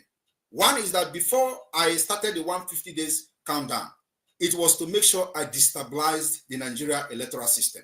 Because many of you were saying that Obi is going to win. And I was telling you people that Obi was not fighting to become a president of Nigeria. Obi was only installed by the British Empire in order to destabilize the Biafra agitation, just like they kidnapped Nnamdi Kanu. That was the work of Obi. Today, are you going to be saying you are proud of Obi? Obi that is congratulating Gowon? If you are proud of him, then it means something is wrong with you. So now I'm telling you that the 150 days was targeted at destabilizing the election, which we did. We succeeded. Over 25 million people that registered, 20 million did not vote for Biafra. And so it is for the interest of the Biafra people that we counted 150 days. And you know that then everywhere was like, but of course, many of you do not understand because you are not in the struggle. You think that after 150 days, I'm going to declare Biafra without a government structure? You think I'm going to declare Biafra without having our representative at the Washington, D.C.? Because the Biafra is not going to come from Nigeria. Biafra is coming from abroad. The people that will help us to restore our independence are not in Nigeria. They are not in Africa. They are here where I am. So why should I be coming there? And why should I, so what I'm trying to say is that we need to put these structures in place, which was not there. And now it is here. We have all government structures. We have also de facto government, functioning de facto government. We have the Biafra database security. We have every institution of government today. So when you are talking with people, you present them to know how serious you are. They will listen to you. And that's why the United States, that's why the Department of State are listening to us, because they have seen how serious we are. They have seen that we have become more organized than every other Biafra, not only Biafra, every other independent movement in the world. Nobody has done what we have done today. If you have any country that have done what we have done today, and they got independent, even though they got independent, tell me which country, from Bangladesh to Lithuania, to all those countries, tell me which country have actually laid the foundation the Biafra government have laid today. Nobody. We have done, better than any other country. And that's what it needs to be done, because Nigeria is a very complex state. And we know the Nigeria status in the global community. So it needed something sophisticated to be able to break through. And that's what we have done. That's why everybody is listening to us today. Thank you. All right. Thank you so much, Christian. Let me ask a question from the comment section. I do get questions from here. So this one says, do you as Prime Minister have a relationship with Nnamdi Kanu's family and lawyers? People should understand, and they should know how to differentiate the Biafra movement from Nnamdi Kanu's family. Mazi Nnamdi Kanu is an agitator like me, like every other person. He's a Biafra, he's a leader of indigenous people of Biafra. So the Biafra freedom is not tied to him, and it's not tied to his family. So did anybody know my family? Did anybody know Wazuke family? Did anybody know Ojukwu family? Ojukwu have family too. So Mazi Nnamdi Kanu should be respected as a leader of indigenous people of Biafra. Only him that I am, my alliance or allegiance goes to him alone. My loyalty goes to him, not to any other person. It's not a family business. Biafra is a nation that everybody can fight to become one of the leaders of Biafra until Biafra comes. So people should stop this whole Nnamdi Kanu family, this one and that. No. He is my leader. I am his disciple. And under this particular movement, I say that if Nigeria refuse to release him, they will pay dearly for the kidnap. And they are paying today. That is what leads to what is happening today. And we're not going back. Okay, one more question from the comments before we go to the people in here. This one says that the Tinubu government is known for sharing rice. Does this movement support the people in Biafra land with palliatives to ease the suffering? We support palliative, but it is not all about palliative. Palliative cannot solve any problem. But sometimes we do palliative to help the people, but it is not, we are not basing this agitation or liberation based on palliative, no. And right. People have come to understand that they needed the freedom more than any palliative. You know what they used to tell you in Nigeria in the past is that, you cannot stand against, the government designed this whole system so that people cannot rise up against it. When you rise up, they say, you don't have money, you don't have food to eat. We have been able to defeat that. Who can believe that Biafra will lock their shops? Nobody will believe. But today, they are doing it because they have come to understand the importance of freedom, that they need freedom more than anything. So it is not about palliative, but whether we do palliative, yes, we do. All right, Henry, you're next. Yeah, good evening, Mr. Rudolph, and good evening, Prime Minister Samuel Ekpa. Yeah, let me go first on this. From the beginning, I supported Nnamdi Kanu, even though I'm not a Biafra. I support this movement because it was before he was talking about one Nigeria then. Before Nigeria turned against it, Nigeria was not favoring its people. Then it changed to be it changed to be to fight for Biafra. So it's unfortunate they went to kidnap him from Kenya. They bring him back to Nigeria. My problem is, do you believe some of those people in the Igbo are not against Nnamdi Kanu still being in prison now? Because I see no reason why they keep him there, because there's no crime he committed. The government could not charge him to say this is your crime, prosecute him. They still put him there for how many years now? So what you don't think some of these Indian Igbo they are against him? You don't think this? And secondly, I will be not be happy when I see people, they force some videos I see to sit at home. Those people who are beating, or I don't know what, I will not use that word here. Those who are aggressive to these people who don't close their shop in Biafra land. Is it proper like that? Is it by force? to close your shop, or you have to be free. They should be free to choose what they want to do. Is it not wrong to force people to close their shop? That's my question. All right. So nobody is forcing anybody to close shop in Biafra land. Biafra are closing their shop willingly. And if you can also share the video of them responding to Soludo, not just the video of Nigeria agent trying to blackmail what we're doing. Share the video of the Biafra business people, traders responding to Soludo. That is the video you should be addressing. Because there are many videos where people are telling Soludo, come and drag us out of our house now. Why are you not addressing that? That is the real Biafrans, not those that Nigeria hired in order to blackmail me, thinking that when they start beating people in the market, I'm going to run away. No, we know those games. You should be addressing when Biafrans are talking. Biafrans are those who were making video telling Soludo to come with a trailer of key to lock their shops. Those are Biafrans. They are sitting at home willingly because they understand the fight we're fighting. It's just like many of you understand the fight, but the only thing is that you are too little-livered to do what Biafrans are doing today. So when they are doing it, you are concerned. Why are you not worried about people that have been killed in other part of Nigeria? Why is Biafra more interested to you when people are not actually getting killed? Even if those who come to blackmail us by hitting people with a stick and all that, is that more cruel to the people that are getting killed all over part of Nigeria? Why are you not worried about them? Or are they not Nigerians? There are people who give birth to IDP in IDP camp in Benue State, and their children are 19 years old now, living inside IDP state, which means they have been living in IDP camp for more than 19 years. And there is no plan of them going back to their ancestral land. This should be your concern, not Biafra people sitting at home. No, sorry, Rudolph, sorry. Rudolph, sorry, please.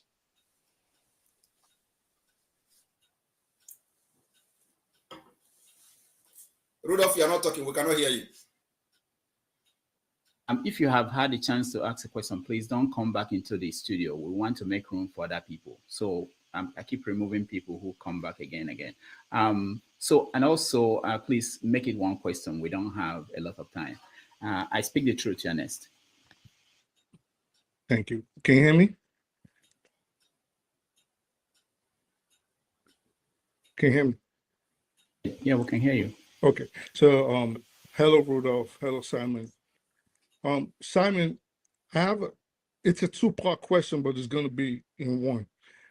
You've told us about your plan for 40 states, but what I think you haven't been clear about and what you haven't really told us is which states presently will encompass this new nation that you envision, because while you said earlier on the show that it will be made up of a Confederate group of states, will these states just be the 1967 Eastern region, like you referenced, or, like Nnamdi Kanu said, expand to places as far as Kogi and Ondo? Because if so, me playing devil's advocate, if I was a military strategist or a leader from the old Western region, and which you have admittedly said, this will end on the negotiation table, I will be antsy that you are not only on my border in the event of a potential military skirmish, but that you will also control both sides of the River Niger. So where exactly in the geographical space being disputed today will make up Biafra? Thank you. Thank you very much. I don't know if you have been following the Biafra movement, but we have a defined map and we have a defined territory. So if you are confused about where is the Biafra territory today, I will urge you to visit the Biafra government website, where you have the current map of Biafra. That those maps were done by people, the indigenous people in those areas, not Simon Ekpa. So the people that make those maps are the people, the indigenous people of those lands. It is not by Simon Ekpa. So if you are disputing the map or you don't want to be part of Biafra, then you have one vote. You have one vote to say, no, I don't want to be part of Biafra. And in a democratic system, it is always majority carries the vote. So like I said, and I have said to every other person, if you can bring somebody or a group of people or millions of people to outnumber 50 million so far, you win the vote. Thank you. I speak the truth. Let's go to Man of Prestige. Greeting everybody. And greeting to have you here, Simon Ekpa. Let me start with my statement to your question. I think it's an illusion for you to have this idea that Trump is going to come and liberate a Biafra. Trump is a neo-isolationist. He doesn't care about Africans. So let me I live in America, California, to be precisely. You are just riding on an illusion. That's not going to happen from Trump. He doesn't care about Africa. So that's one. But whatever your ideology of trying to actualize Biafra, whether it's going to come to fruition or not, that's debatable. So I'm not here to contend on that. But my main focus is the mayhem you are causing to the Southeast. I mean, how are you going to actualize Biafra when you finish killing the Biafran people already? So what country are you going to have? That's my question. You have not joined them. You have not been killed. So I think when you are gone, Biafra will come. And number one. Number two is that you are not part of a Trump team. You are not personal advisor to Trump. And I didn't say that Trump is going to give us Biafra. So don't come here and say something that is not right. Trump is the president of the United States. There are people that influences his foreign policies. These are the people I am engaging. The Department of State influences the Trump foreign policy. The Congress influences Trump policy. The CIA intelligence agencies influences foreign policy. These are the people I'm engaging. I'm not engaging Trump. Thank you. Thank you, man of prestige. Let's go to Alwin Bond. I used to know your name. You changed your name. Yeah, thank you. Hey, Dr. Damages. How are you? Good evening to you. My Prime Minister, Simon Ekpa. Good evening to you. Greetings. And I would like to say, may God continue to bless you. I am the Okene of Biafra because my mom is from Aba State. She's an Angwa woman.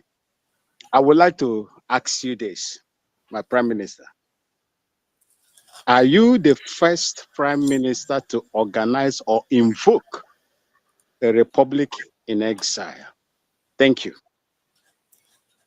Thank you very much. I am not the first Prime Minister of a government in exile, and there are many countries that have regained their independence or restored their independence or sovereign state through a government in exile. So the only thing is that what we are doing today is very different somehow, because a country like Nigeria needed a very drastic measures that we are using. And that's why we adopt this 4 different approach, which is the political approach, diplomatic approach, the armed struggle approach in the self-defense, and the civil disobedience approach. So we are fighting Nigeria from all angles. Thank you. Thank you, and let's go to electricity. Yeah, thank you. Thank you, Dr. Man. Good evening, Simon. Mine is just clarification. It's a follow-up to, can you hear me? Yeah, we can hear you. Yeah, it's a follow-up to Okija question. You referenced 3 religions officially recognized in Biafra state. You live in Finland, and Finland's constitution guarantees freedom of religion and freedom of conscience. 0.4% of the population have official membership. Is it the case that they will practice Islam in Biafra if it ever happens, but will not be officially recognized? Okay, go ahead. Or is it the case that Muslims will not be allowed in Biafra? Just clarification, please. Thank you very much. We are going to sign into law the United Nations Treaty that protects every person, both religious person, both minority group. So those laws will be signed sent into law in our local law constitution, and it will be respected. So, but what I'm telling you is that the official religion remain Christianity, Jewish, and traditional religion. This is the official that we have in Biafra territory. And just like you go to Saudi Arabia today, you don't go there to question the laws, why very hostile to some certain religion and all that. So we are going to have that in Biafra land, but we are going to respect international law, especially the UN Treaty on the protection of human rights. Thank you. All right. Thank you. Paul, you are next. Thank you. Thank you so much, Mr. Rudolph. Can you hear me? Yes. Okay. Mr. Rudolph, good evening, sir.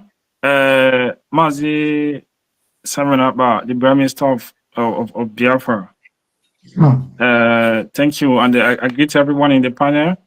I have two questions to ask you, the Prime Minister, and then I will ask it in one. The sit at home is only being done in 5 eastern part of Nigeria, but as we are told, the Biafra constitutes the old eastern region. So the people from River State, the people from Delta, the people from Calabar, they are not doing sit at home. The people from Kogis, they are not doing sit at home. So I want to know why those people are not doing sit at home. Is it only Igbo people that is Biafra, or I mean, I want you to clarify that. And then the second question I want to ask you. I was listening to you. You made mention of the leader of indigenous people of Biafra, Nnamdi Kanu, is to call yourself his disciple. I want to know, wouldn't that be so much disrespectful to him when he eventually come out tomorrow? Sorry, what? Say it again. I didn't hear you well. Okay, I say you made mention that, like, I mean, that you are still loyal to him, that you are still his disciple. Yes. So I want to ask you, wouldn't that be so much disrespectful to him if he eventually come out tomorrow? And then, I mean, because like the government in Israel, I think, is quite different from the group he's leading. So I want you also to clarify me the difference between IPOB and the government in Israel. Thank you so much. Thank you very much. Let me ask you a question. Is Nnamdi Kanu agitating for a group or for a country? Nnamdi Kanu is agitating for the restoration of Biafra. Which what am I agitating for? You're also agitating for an sovereign independent state of Biafra. So, and you think Nnamdi Kanu will come out and be interested in agitating to restore IPOB as a group? Or so, when Nnamdi Kanu come out, who is going to be a leader? It is not about who is going to be a leader. I think he's going to be very, very proud of how far we have gone, because his admiration, his aspiration and dream did not die. So as a leader that he is, he already is coming with Biafra. I told people that Nnamdi Kanu will come out in a historic way. Biafra will be the restoration of Biafra. Listen, let me answer you. The restoration of Biafra will be declared, and the document will be generated. Nnamdi Kanu said severally, when he was being asked, when are you going to declare Biafra? He said, people of Biafra have not given him mandate. He was asked again by this Rudolph here that when is he going to start engaging the United States? He responded, which the video I watched in the beginning of this program. He responded that the people have not sent him to go to the United States. Well, right, Rudolph, if I'm wrong, that was what he said here. So here today, the people of Biafra have given me mandate and given the Biafra government mandate, and he's part of it. So if he come and distance himself, that's a different thing. But for the fact that he's fighting for Biafra, and because of Biafra, he's being incarcerated, I believe he should be proud of how far we have got today within 2 years. Within 2 years, we have been to that America under the mandate of the Biafra people, 50 million people of Biafra given to us. Where for the past 8 years, or before he was granted that interview, I don't know which year was that, but at least he said that the Biafra people have not given him the mandate. And that was the early stage. So today, over 50 million has given us the mandate. And that's why we are engaging the United States officially. That's why we are having this convention officially. That's why dignitaries from around the world will come to Finland for this part. If you don't know that, you know it now. That are going to be dignitaries, they're going to be policymakers that will come to this convention, and it's going to be live. So everybody will see them and know who they are. Okay. All right. Let's go to Tone, you're next. Yeah, good evening, Mr. Ekpa. Right. My thing here, let me just make clear before, so that you know where I'm coming from and who I am. I am a full-fledged Igbo man. I'm from Anambra State. I it kind of worries me when the Biafran movement assumes that everybody that speaks Igbo, that is an Igbo man, agrees with your ideology. First of all, I'd like you to understand, because even during the war, you are not born, young man. You weren't born. A lot of people that are crying IPOB, don't even know, they don't even understand the history, the background, what led to the Civil War, what led to the first coup. But then that is another. All I'm just going to appeal to you, with all due respect, is your policies and your utterances are causing a lot of instability and insecurity. People, we have seen videos, and you're denying it, that it's the zoo and all that, blah, blah, blah, blah, blah. Your directives are causing people to be attacked. When people refuse to abide by this sit down home and all that, they are being attacked, their businesses are being destroyed and all that. And you sit down there to tell me that they are not real IPOB. Let me just say to you, can I respond to you, please? I am not part of your IPOB shenanigans. What I'm for is for the Igbo people to be economically strong, so that we will have a voice, and then we talk about whether we want to move or not. Not telling people, talking about violence and all that. You know nothing about the military. You've got no military training. You've got no military training. You've got nobody. Listen, nobody voted you as a prime minister. Some group of people came together and gave you the title. The title prime minister is inconsequential. The most important thing is releasing that young man that has been kidnapped, because your utterances is not helping out. These people are going to hold him, and they probably might kill him. Let's tell ourselves the truth, my brother. You're not asking. That's all I just wanted. What is the question? What is the question? My question is, when are you going to stop your directive and asking young men to go to their early graves? It is not right. When you don't buy, because having book by your side does not make you educated. It is not right, Mr. Ekpa. It is not right, with all due respect. You sit down there in Finland, you're directing them to go to their early grave. When you buy, you stop. You never buy now. All right. Thank you, Ton. Kene, you're next. He come here with books as if he's educated. He's an idiot. The Prime Minister of Biafra land. I greet you, my brother. Welcome here once again. Last time you were here, I asked a question strictly on your plans on how to secure our people, especially the lives and properties of the Biafran people. And your response was very marvelous. And I've seen the result of what the ESN under your leadership is doing in our land. Thank you once again. Biafra Liberation Army. Yes, Biafra Liberation Army. Sorry. Mata Bieile. Thank you once again for coming today. And as we all have witnessed, some of our saboteurs, they are meeting their ancestors or their creators on their own accord. Thank God, God is doing the wonders for us. And I will especially thank you for how you guys have deterred the IDP camp that they brought, or they wanted to bring down to Imo State. Thank you for that job. And again, I come with the same question, but in a different way today. Today we have army checkpoints in Biafra land. I think there was this YouTuber that went around counting army checkpoints in our land, and it's just so annoying to see this kind of thing going on in our land.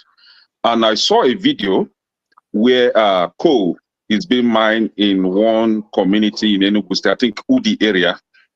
My question to you is, what effort are you guys doing to making sure that our resources are being preserved?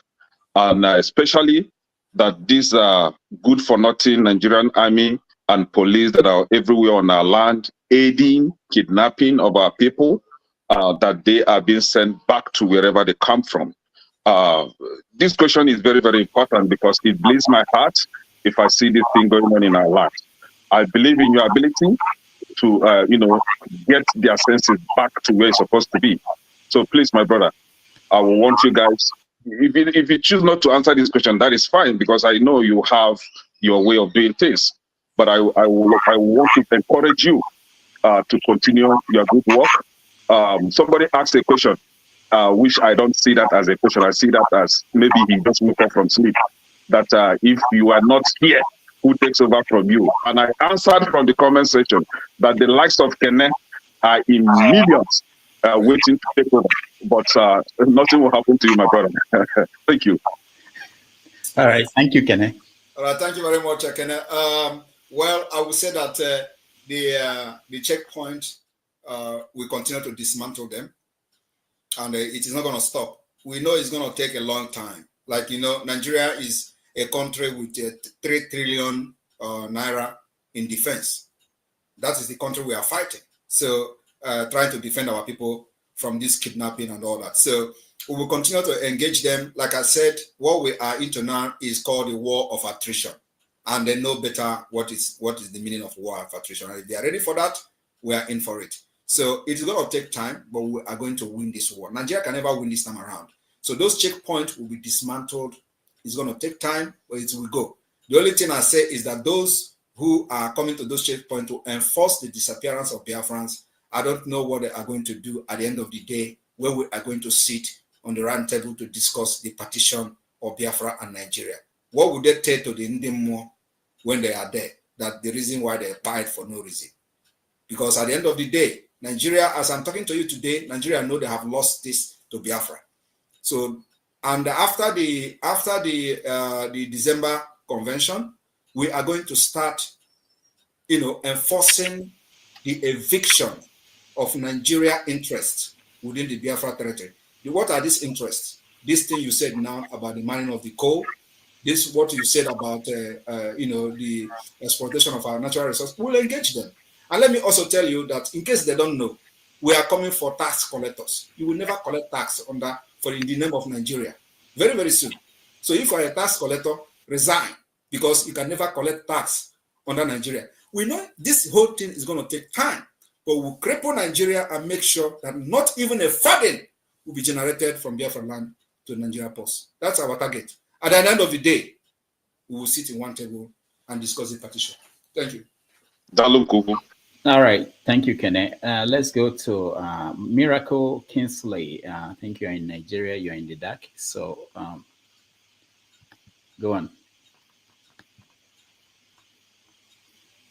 Kingsley, can you hear me?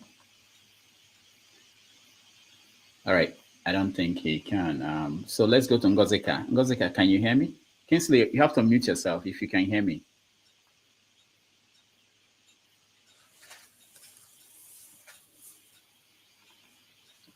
Okay, Kingsley can't figure that out. For now, let's go to iconography. You're next. Okay, can you hear me? Yeah, go ahead. All right. So I was going to ask a question about the timeline aspect, but I think I should leave that first. Speak up. We keep hearing about the 50 million people that voted. Okay. And like that. So the 50 million people, and what I would like to ask is, this thing I want to ask for now will give credence to the numbers that are being called. Can we get like some things that show how the election went? So an electoral map that shows the different areas where the votes came from that the 50 million votes came from, the spread of how the registration happened, because I don't think you just allowed anybody to vote. It was that you confirmed who they were before they were eligible to vote. So the 50 million votes that you're talking about, where did they come from? How did they spread across the eastern region? Where are the people? Who are the people? Or let me say the demographic of people that. All right. Thank you. All right. Thank you very much. Thank you. Thank you. The Biafra government officials will make that particular information public during the convention. But I tell you that we have everything documented, just as you see them voting on the videos we have released so far. Every county is voting. Every state have their voting and electoral officials, and we even have the names of those who voted. So everybody who participated in this voting has a name. So it is not just coming to ask where they vote and all that. Everything is well documented, and the voting is still ongoing as I speak. It will end on the 28th of this month. And during the convention, we are going to live stream the result of the voting, which we don't know yet how many at the end of the day. So everything will be made open in Finland. And if you doubt the result, you conduct your own. Thank you. Thank you. Ngozika, go ahead. Good evening, Dr. Damages. Good evening to our guest. I do not have questions for him. I just want to make I want to refute something he said.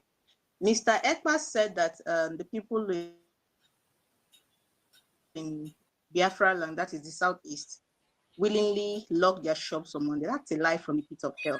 I live in the southeast. People are not locking their shops out of solidarity, Mr. Ekpa. They are doing it out of fear. The fear instilled by your people. Stop lying. That is all I came to see.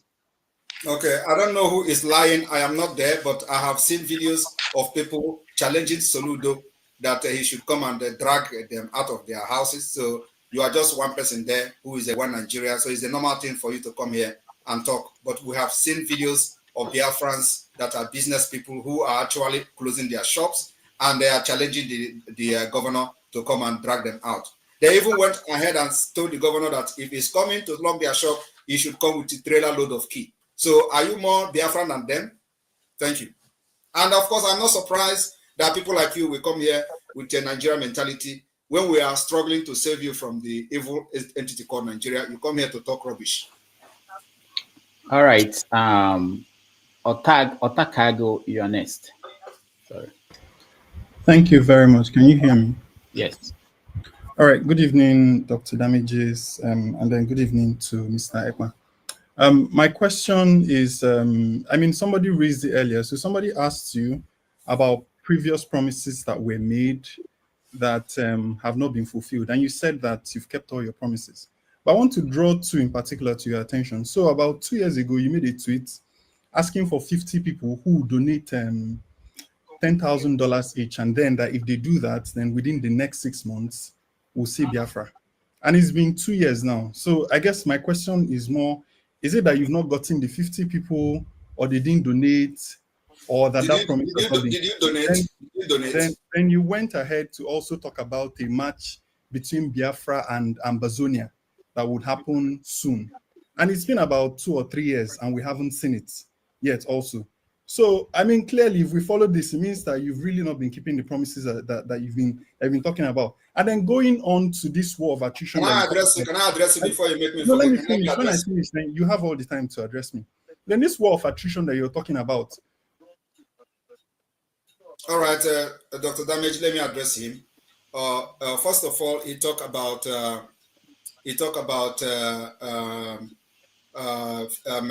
Ambazonia and the Biafra match, and I will put it to him that which one is more, more recognized thing between Biafra and Ambazonia, when we have what we call Biafra and Ambazonia Helsinki Declaration in 2023 here in Finland, in Helsinki. Ambazonia and Biafra went into official signing of alliance, and it happened in Finland, and it is called Biafra Ambazonia Helsinki Declaration 2023. So is it football that we did not play because of one reason or the other that is going to be more, that is going to discredit what I'm doing? And then also he talked about what is the other thing he said that did not happen? What is it again? Can somebody remind me? Because that's why I want them to put these questions one after the other. Yeah, I think he was talking about I don't know, coin, or I'm not sure. I was trying to control. You see, that is the point. That is the point, because I want to address that as well. Yeah. But anyway, so the point is that every promise I have made, I have all fulfilled all of them, and even better. I remember now. He talked about the money, that 10,000. Okay. So I wanted to ask him a question.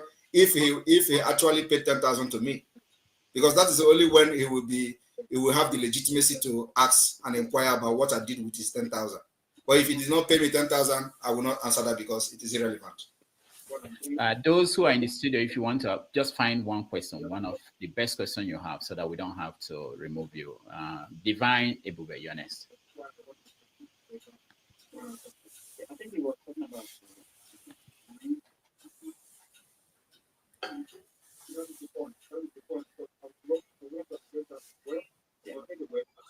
Good evening, everyone. Good evening, Simon Ekpa Maze. Greetings. At the first time when all this was happening, I was not supporting Biafra, but at the time, I sat down and watched.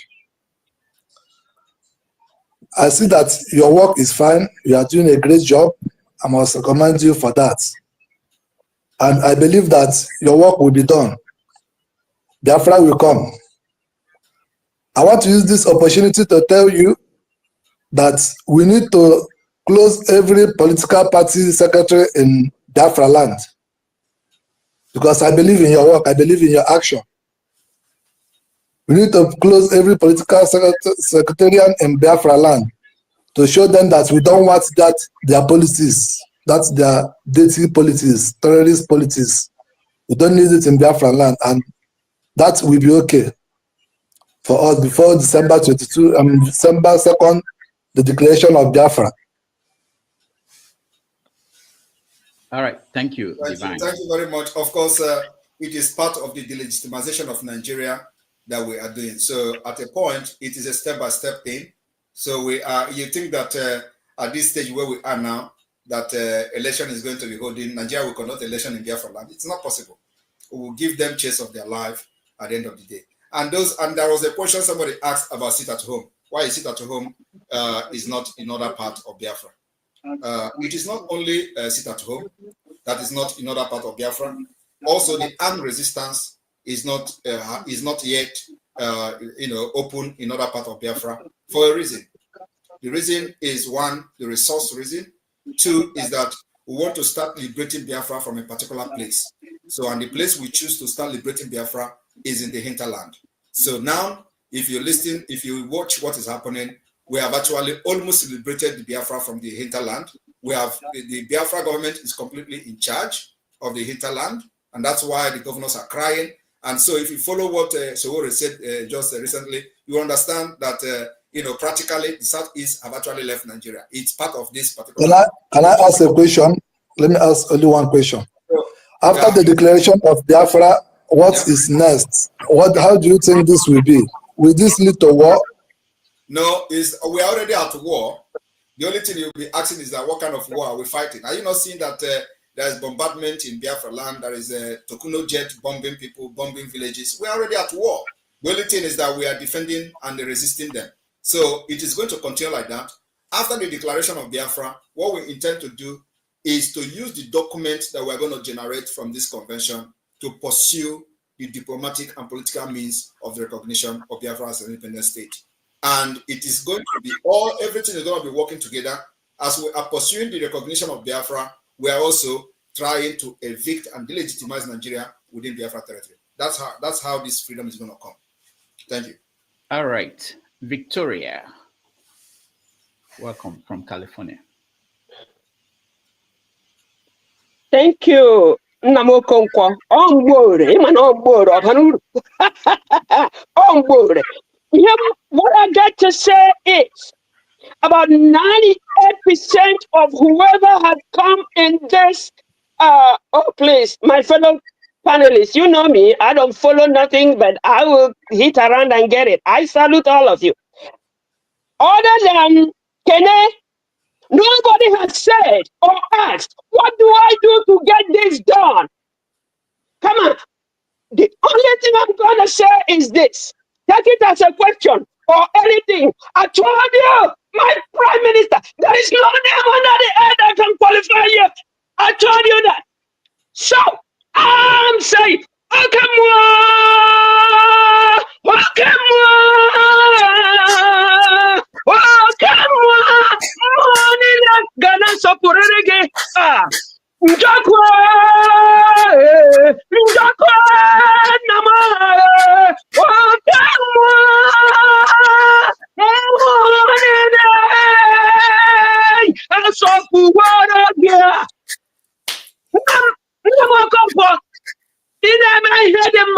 aka oge mụ jiri nke iji jiri gawa Chineke n'onwe ya jiri gawa.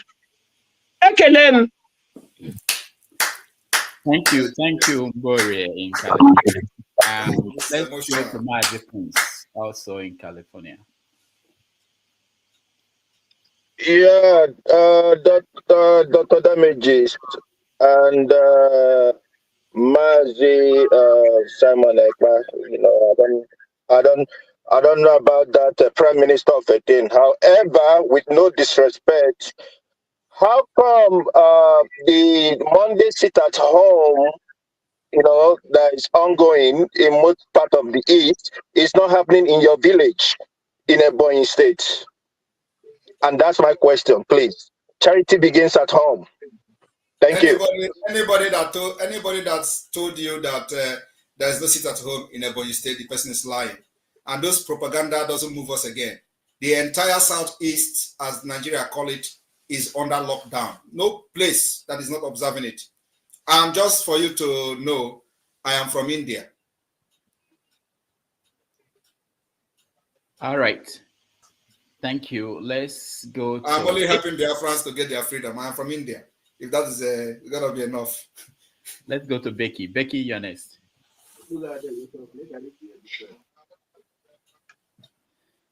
Thank you, Dr. Damage, for giving me the opportunity to come to your studio.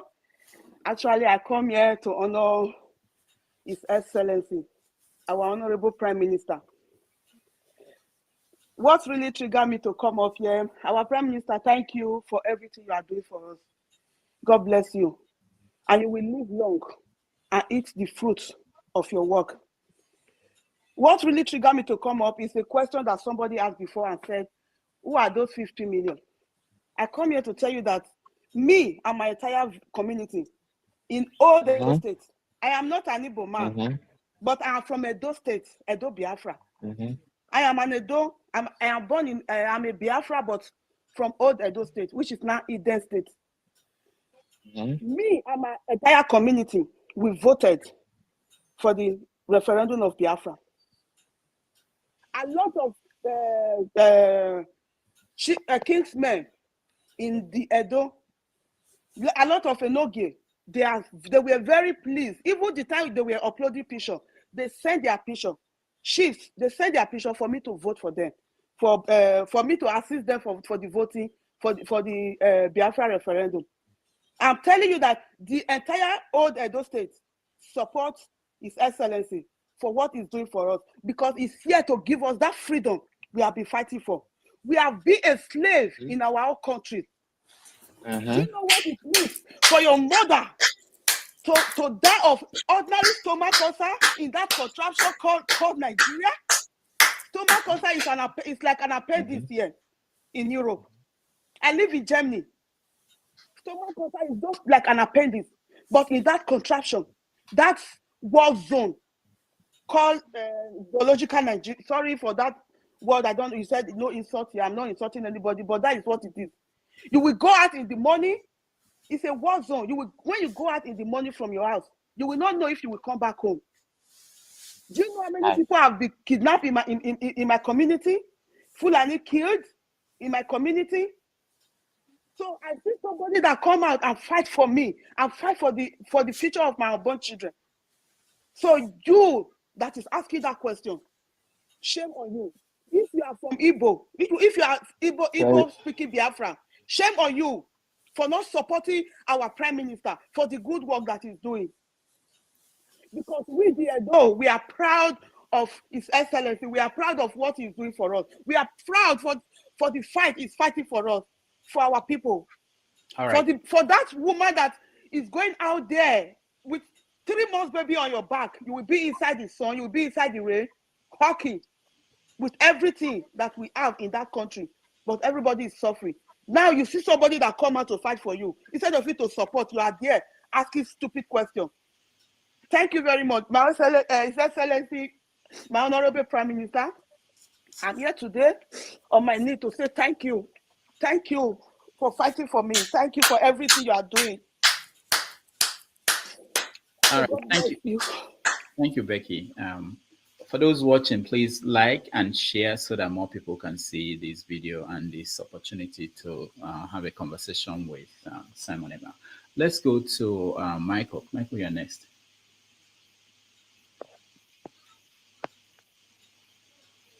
Michael, can you hear me? Okay. Yeah, I can hear you. Good evening, everybody. Okay. Yeah, go ahead. Your question. Okay. My question is for Biafran Prime Minister, Mr. Simon Ekpa.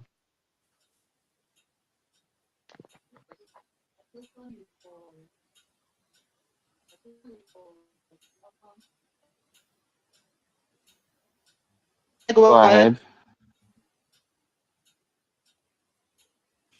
Go ahead, Michael. All right, let's skip Michael. I think he's... Michael, can you hear me? Can hear you. All right, we skip Michael. Let's go to Agolo Nwa Henry. You're next. Okay. Good evening, Dr. Rudolph. Am I coming out clear? Okay. Good evening, my Prime Minister, His Excellency, Mazi Simon Ekpa. I called into the program not for any question, but a testimonial of what is going on and how it is. First of all, coming out is something, that's why I and Dr. Rudolph had a little off and on. I'm calling from the homeland and from Biafra land precisely, and I can tell you that it is testimonial of what's going on. Before the arrival, for those of you, because most of you saying this, most of you based in America, you based in USA, you based in Europe, you're not in the homeland. But I will tell you this for free today that EML, Edeji Benwe, and that thing is what I'm here to tell you. Understand? Before the emergence of PM, we know how the zoo, then we know how here has been. We know how the zoo has been. And since the existence of PM, who can testify how the zoo has been, which is of good. I'll use the answers as an example because most of you may not experience answers, but you heard and watch of it. Now, what caused answers?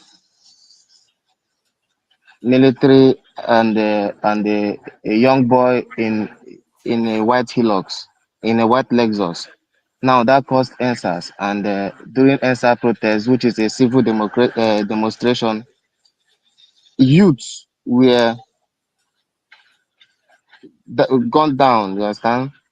And up to today, justice for them is of nowhere. All these things are happening in the homeland. We know how youths are going down on a daily basis. And now that Prime Minister has emerged, I can tell you this for free that of this axis is very cool. Of this axis is very cool, not like before anymore. And kudos to him and his team and what he's doing. Kudos to the Biafra Army. I'm going to say that because I am calling direct from the homeland, and I'll tell you that we are feeling it. We know how everything is. We know how bad it is.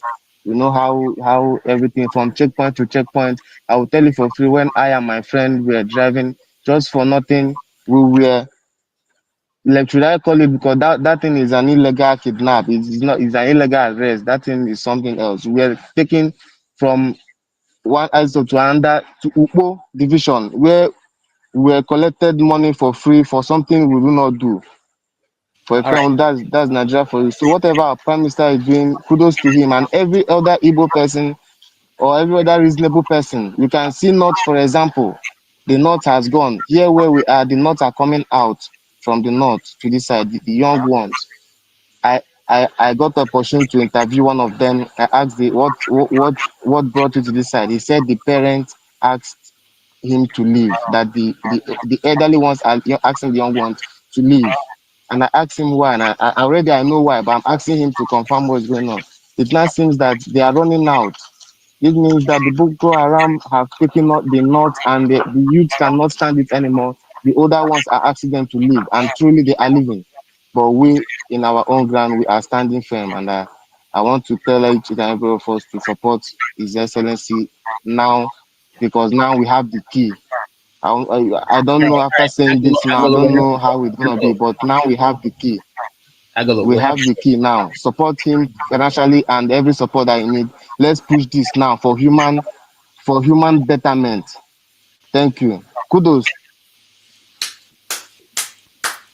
All right, thank you, Agolo. Let's go to Tobias. Please, your question, sir. We are running out of time. He has spent over 2 hours. We agreed on 2 hours.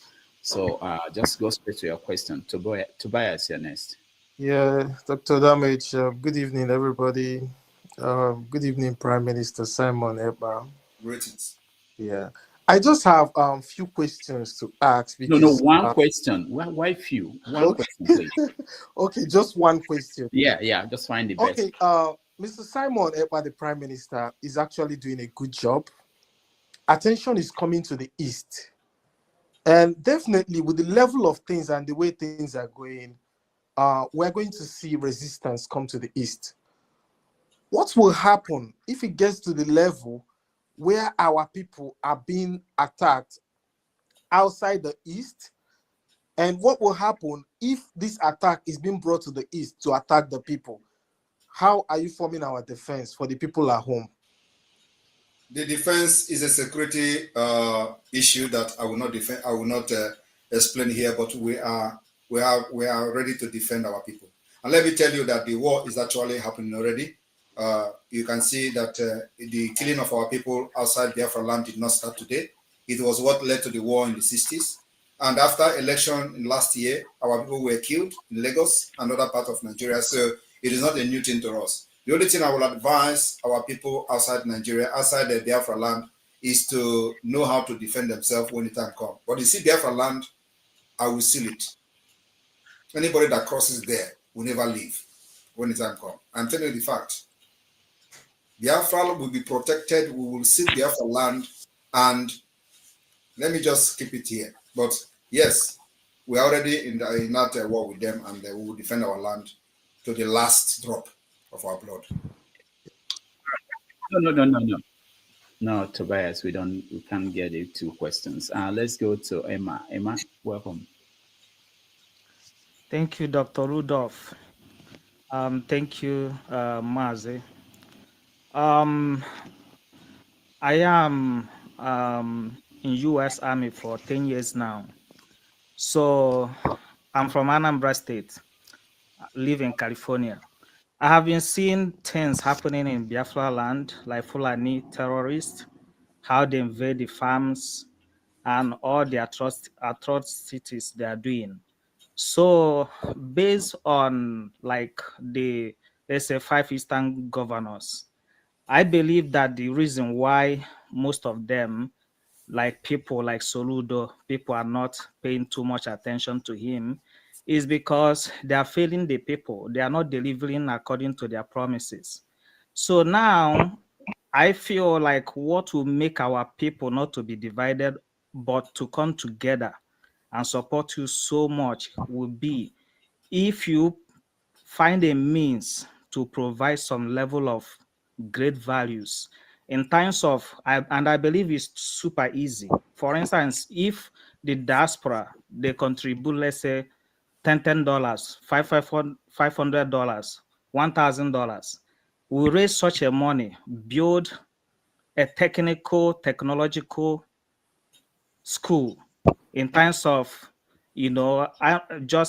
I'm I know that no kind of well. So, but there are other things besides Elwell in terms of technologies, because I want to use Israel as an example.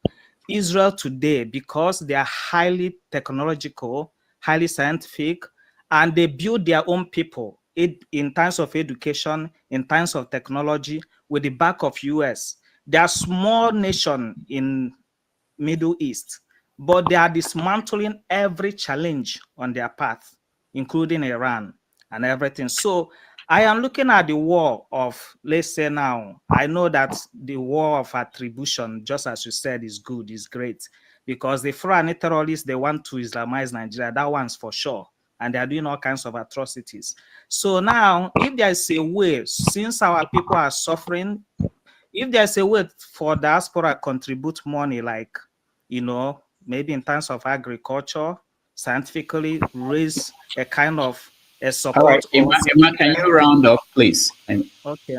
So my question, yeah, in rounding up, that's my own suggestion. If there's a way to help people back home in terms of economically, you know, and also. No. Also, thank you, Emma. All right. Thank you very much. You know, your idea is very, very good and very nice and sounds so lovely when you are hearing it. But unfortunately, it is not possible under Nigeria. And that's why we have to do everything to get our freedom, liberate ourselves. And then this kind of idea you are talking now is why we are fighting what we are fighting, because it can never happen under Nigeria. Nigeria can never give you the atmosphere, the opportunity to create this kind of ideas and life that will help you to develop innovatively and to compete among nations. It is not possible. And why is not possible? It is not possible because Nigeria have only one agenda for this whole 100 years of Nigeria. The only agenda they have is to Islamize Nigeria. And then they will begin to do whatever they want to do. So the issue of this particular, building, and if you, in case you don't know, Nigeria have a center to eradicate this thing you are saying now, and they call it a center for eradication of innovation and embracing Sunai. I don't know whether you are aware of that. Are you aware that they have a center to eradicate innovation? Google it now. Google Center to Eradicate Innovation in Nigeria. You're going to see them. They have it in Yoruba land. So you see that the ideology, the idea is not really, it is not compatible. Now you are bringing idea of developing, building something, some kind of technical center or scientist center or innovative center. While Nigeria Constitution under Islamic law, they have a center to eradicate it. So you see, it is not working, and this is what we are shouting about. So many people don't actually know this, but those of us who know, that's why we stand on our ground. That thing that is going to happen tomorrow, let it happen today. But our people must be liberated this time around. And we have the template to get Biafra out of Nigeria. Thank you. All right. Thank you, Emma. Let's go to Samuel Nnamdi here next. Dr. Damages, I believe that history will remember you. And thank you for hosting interactive conversation among brethren. Thank you very much, sir. And I want to say a very big thank you to Mazi, Simon Ekpa. Thank you for all that you do. I will be very direct to the point. I have just one question, like Dr. Damages has limited everyone to. In Igbo land, they say Igbo Heze. That's one thing they say. They say Igbo Adi Honotu. But I love Mazi Nnamdi Kanu in the sense that he was able to bring some kind of unity among Igbos. And he was able to promote the fact that that's a lie in the Igbo Heze. And that leads me to my question. This is my question, Mazi. I got to know you through Nnamdi Kanu, or I should say you came to notoriety through Nnamdi Kanu. And the thing I noticed about Nnamdi Kanu is that he has great respect for Ojukwu, for example, and from some people. But while you were speaking, while you were delivering your speech, you made a comment that you might not be inclined to listen to Nnamdi Kanu because he is incarcerated, which is true, which I believe on that comment. But you made the second comment, which is what I wanted to clarify, that if Nnamdi Kanu is free, he has to come to Finland before you can sit down and listen to him. That sounded, with all due respect, a little bit out of place because if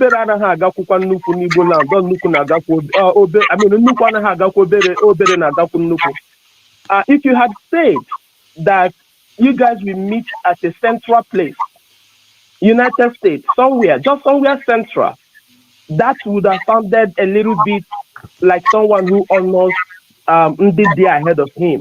But to say that Nogademi is in Finland, there are many Igbo people that will not go well to their hearing. How do you clarify that? I want you to clarify that. That's my question. All right, thank you very much. You will never understand. And it is not everything I will explain here for you. And I'm not here to entice everybody with my speeches. Take those what are good that I have made and remove those that you feel are not good. Take the good part of me and throw away the bad part of me. But the reason I made that comment, those who are in the spirit will understand me. And I'm not making it for people to love me, but that is a fact. We are fighting a demonic state, a state that is ready to destroy anything and anyone in order to maintain the status quo. So I know what I'm saying, and I know why I said such thing, and I cannot explain it here for you to be happy with me. But if there are other things I'm doing that you're happy with, I believe that should be well with you. But one thing you should also know is that what you don't know is bigger than you.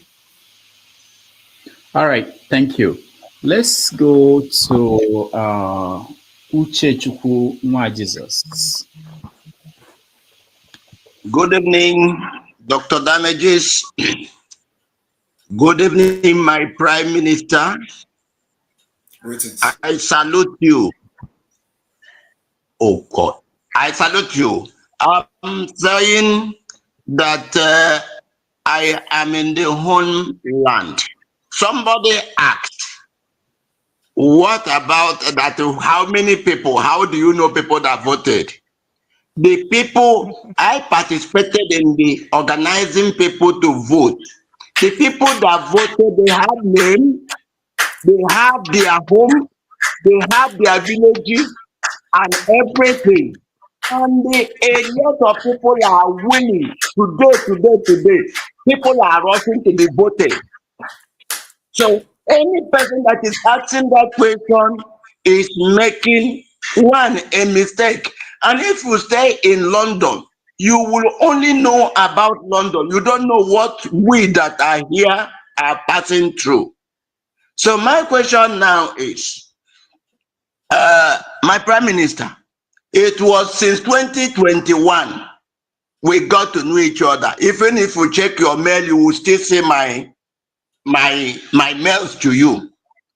And we have been following this together while I was in Lagos and all the other places. My question is now, we are going to declare on the 2nd, we that are on the ground, where and how are we going to lift our flags so that people will know that something has happened here?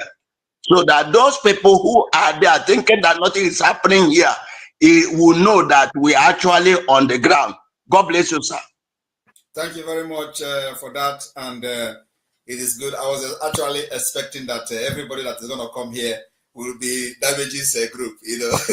So I'm surprised to see people that are part of what we're doing. Honestly, I was not expecting anybody to come here, you know, to support or confirm what I'm saying, but I was just expecting that this is a platform for one Nigerianist. This is a platform for people who have a different ideology and ideas from what we're doing. So, but it's good to see some of you here.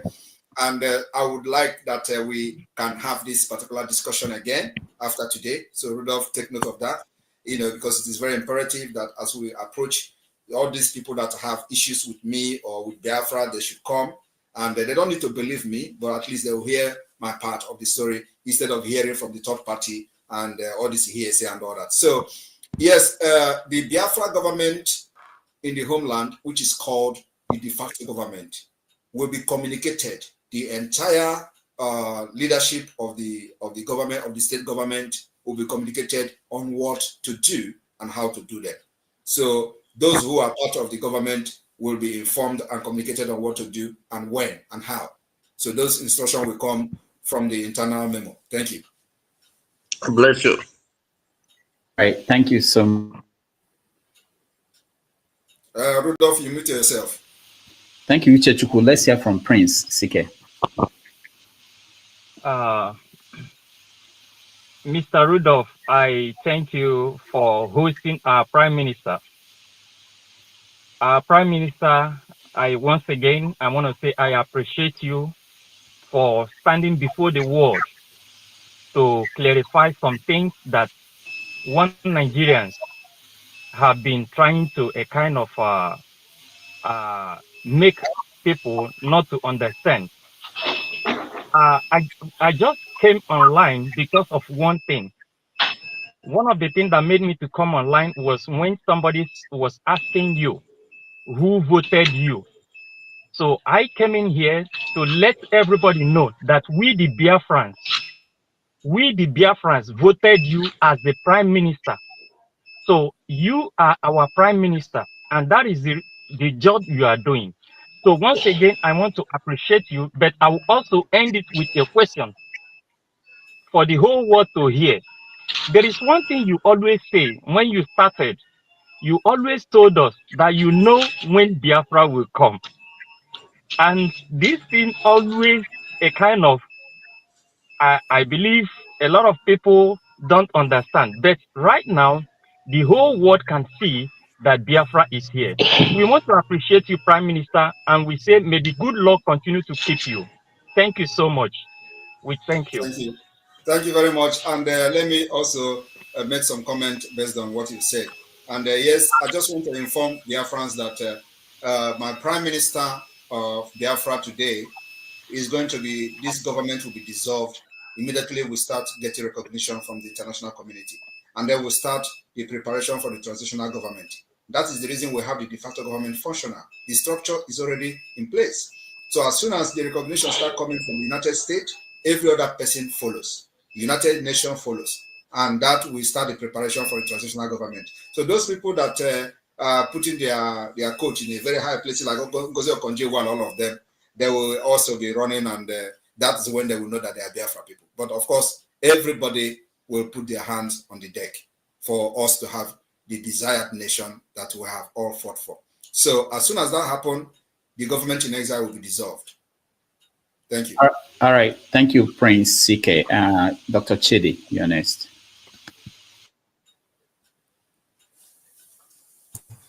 Thank you, Rudolph. How are you, Simon? I'm very good. You blocked me. I'm glad we finally have an opportunity to talk one-on-one. I blocked you because you were calling Finland. This is my time now. And as you can Dr. see, Rudolph, I guess calling you need Finland, I'm still to here. control this thing. I'm on your show, so I expect you to moderate very well. So we try to, the guest is the guest. So he's the guest for today. So go ahead. Doesn't make sense. That's just what I'm asking. So when I'm talking, you should let me talk. And then when he's talking, I'll let him talk. Okay, go ahead. Thank you. So you blocked me when I was asking you about the people that told me that you duped them. But that's a story for another day. I'm glad that we have this opportunity to talk to each other one-on-one. The most painful thing about this madness of yours is just the lives Rudolph, if he's here to ask questions, he can ask questions. The lives that I'm here to address me as madness of yours, please. You're a crazy man. The only thing is the lives that you're losing, the lives that are lost as a result of your actions. That is what is bothering me. What you have caused for Ebonyi people, your brothers, sisters of Ebonyi state in particular, who are murdered here now and then, and other young boys. My friend, let me finish talking now. This is your madness. Let me finish. Like that, please. You're a stupid man. One day, Dr. Che, they have to talk to respectfully, please. Yeah. You are not here to fight, please. Hold on. Who is speaking? Please don't speak. I'm the one running. This case is talking. No, it's not Let him, about. let him. Yeah, he should be cultured now. Why would he be talking to It's not someone like about. that? You know how many people that are killed because of what this stupid man is doing. One day all this will All be right, over. all You right. know it. Rudolph, Do you I do will you not, I do will you not have any take proof? Do you Man, have any shut proof up of your that? mouth. On your show. You don't have Do you have any proof? any evidence? Down there in Finland. Shut up your mouth. Don't accuse anybody for what you don't know. All right.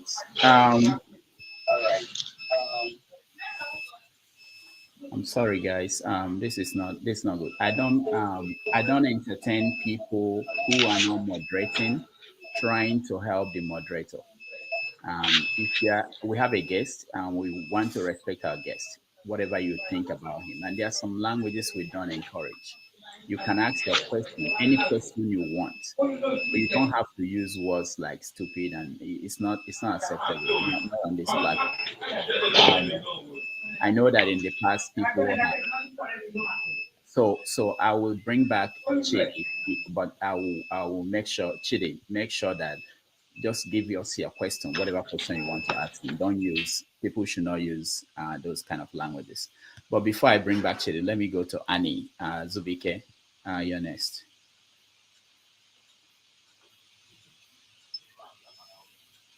Dr. Grievous, sir. My PM, Obato. You're not talking or it's muted. Yeah, Annie, we can hear you. Dr. Grievous, sir. Oh, My okay. PM, Grievous, sir. I salute you. Waiting. I from homeland, Ebony State. Oshago precisely, Umuzakambo. All of us are here what you are doing, and we are appreciating you very well. Don't mind whatever they say. We people in homeland know what is going on. Forget those who in abroad who don't know what is going on in our homeland. We people in homeland who know what is going on. Forget whatever they know, whatever they talk rubbish. Oblo shike anyach etalo mogobag.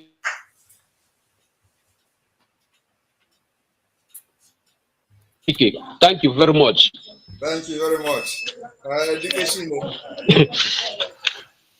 All right, Annie, thank you so much. Let's go to Revolution.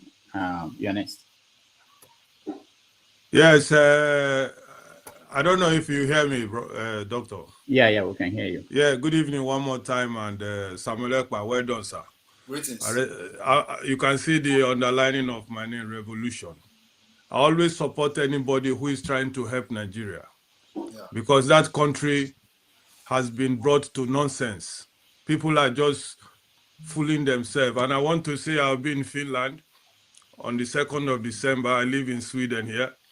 So anybody supporting anything that will bring sanity into that country, I'm behind you, and you can see.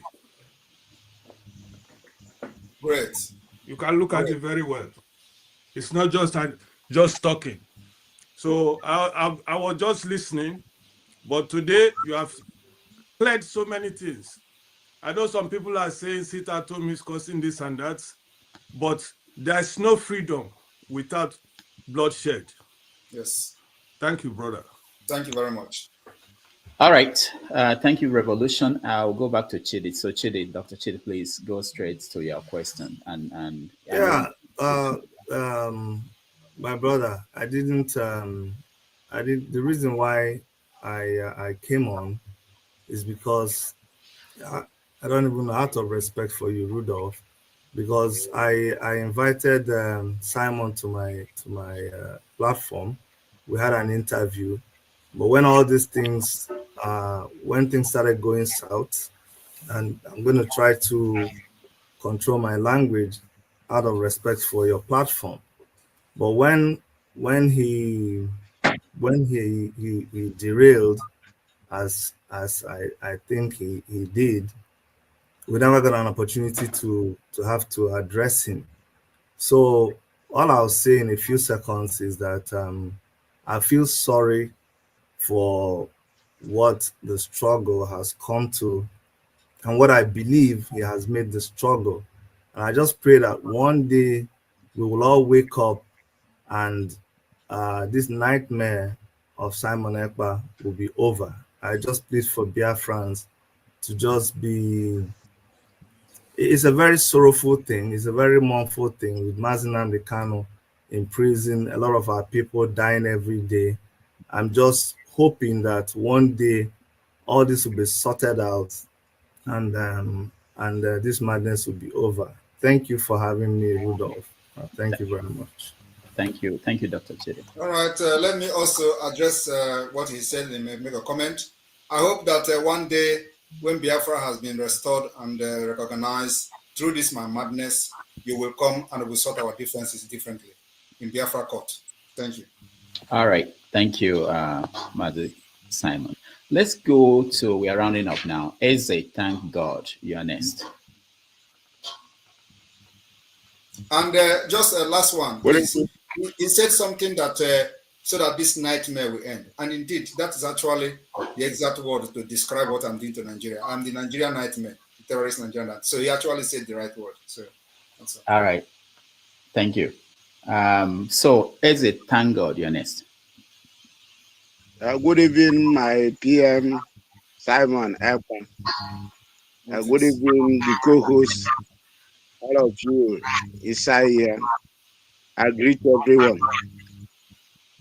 Honestly, I came in to appreciate the good work my PM is doing. I am here in the hinterland of Biafra. I hear someone saying that Boy State is not locking, is not sitting at home. That is lie. We are sitting at home here every Monday and every other day. As occasion Warat sit at home, we sit at home. It is only a foolish man that we say that Nnamdi Kanu has not tried or is not working for him or is not working for his freedom or cannot be aggressive seeing Nnamdi Kanu being kidnapped and detained illegally. Even the prominent, even the politicians, we know what they are doing us here. We know how much we are buying fuel, a liter of fuel now, 1,200 naira. Go to, even pure water now is, one sachet of pure water is 15 naira. 300 naira. We know the hardship we are in here. We know what the Nigerian government has cost all of us here. So whoever is talking otherwise is an agent. For me, is an agent to Nigerian government. Is a even the politician is advocating for Nnamdi Kanu release. Even as we see them as wicked as they are advocating for Nnamdi Kanu's release. So what about we? That we feel that we have been marginalized by those politicians who does not want us to preach. Because one politician like this will be packing money. You will see him with how many kilo, with how many convoy. But you are not seeing, you are not feeding even a meal in the day.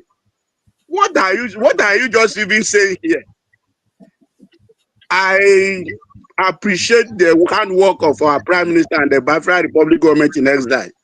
And we will look forward to the declaration of the restoration of Biafra, 2nd December, because the suffering is too much. Where they releasing Nnamdi Kanu for us? Why are they holding him there themselves? Where they releasing Nnamdi Kanu? So that everybody, if it is to divide the country, divide the country. If the country is too big for one man to rule, divide it. Let everybody go and solve your whole problem in his own region. What are they even talking, sir?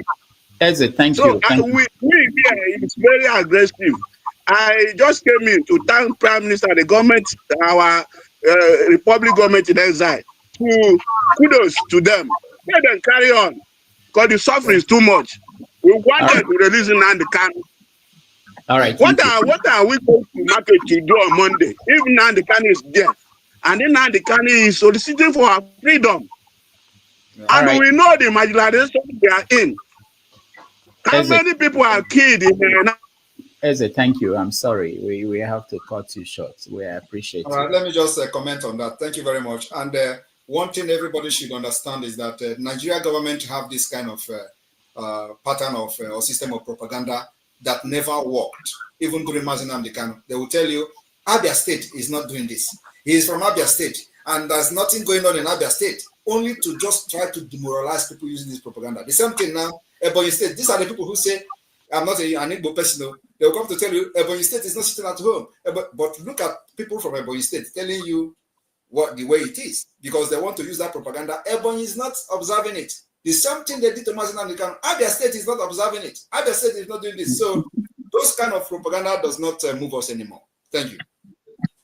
Mazi, do you want to continue or take a break? Because we have about 5 more people and then we round up. Okay, just we can have maybe 2 minutes break.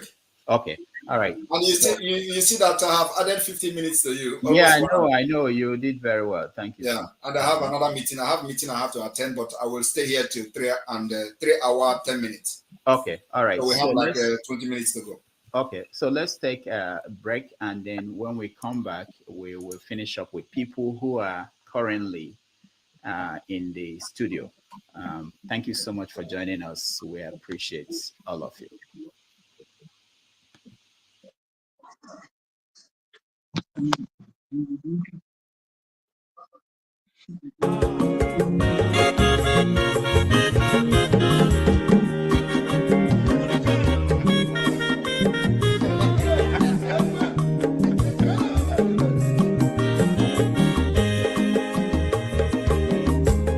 When your mazolo bio, akwa mazolo bio, Max, if you have no panumo no fube nazo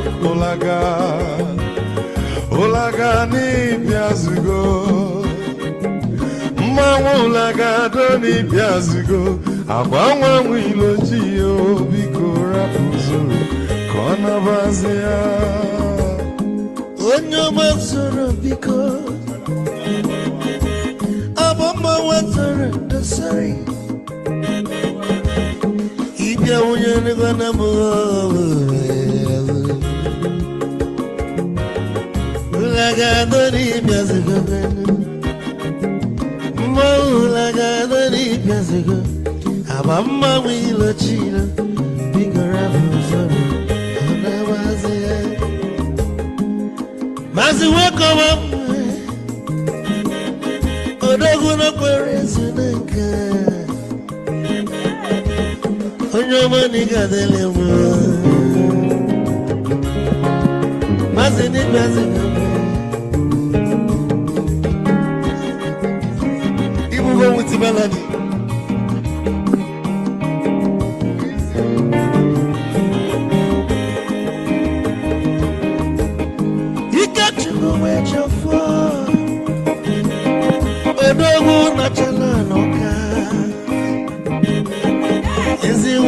Nigga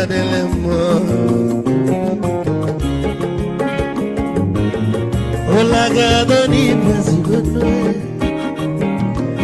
Olaga doni pesigo Amama wilo chilo Bigora muzo Anabaze Te Onyama zorode Amama wazorode Sorry Ibya muyano kwa namo Ofube Naro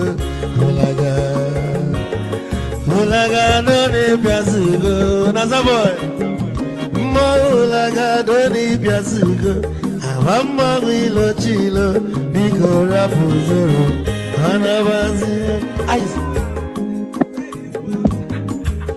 Edobu kenenu bikechofo Ama kwa mnika bugodia Waligwe kwelo Ikechobo bele bege Hey, you won!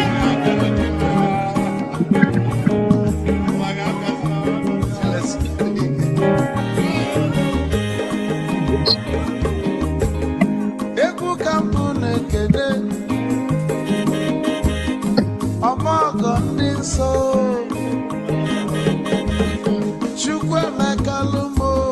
nke Chukwu na-egaji esi nwanne m ekene ịlapụlụ ife niile na-eme wee bịa ka gosili na anyị na gị bụ nwanne Wisdom ga-adị ka nne gị Mike ka ogobanya bụ egwu isili Maxi ọ bụ na-etiri egwu a malụkwa malụ n'imego m ife ọjọọ wee sị gị nwanne m ife ọkụ na ịchọlụ na ngeme Wisdom onume ekene gị gbamanwụ iyo iyo biko lapụ nabasị ya zoro zoro zoro zoro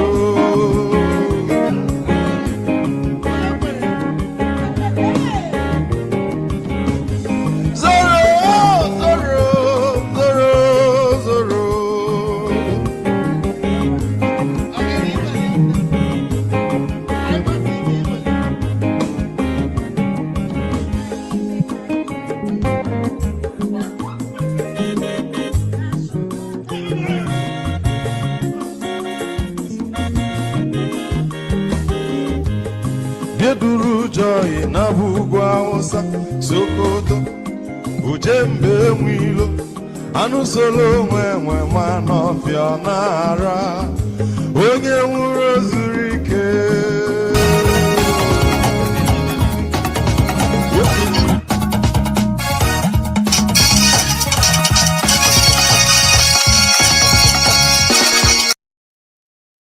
understand that the liberation of Biafra has entered the highest stage in the history of Biafra.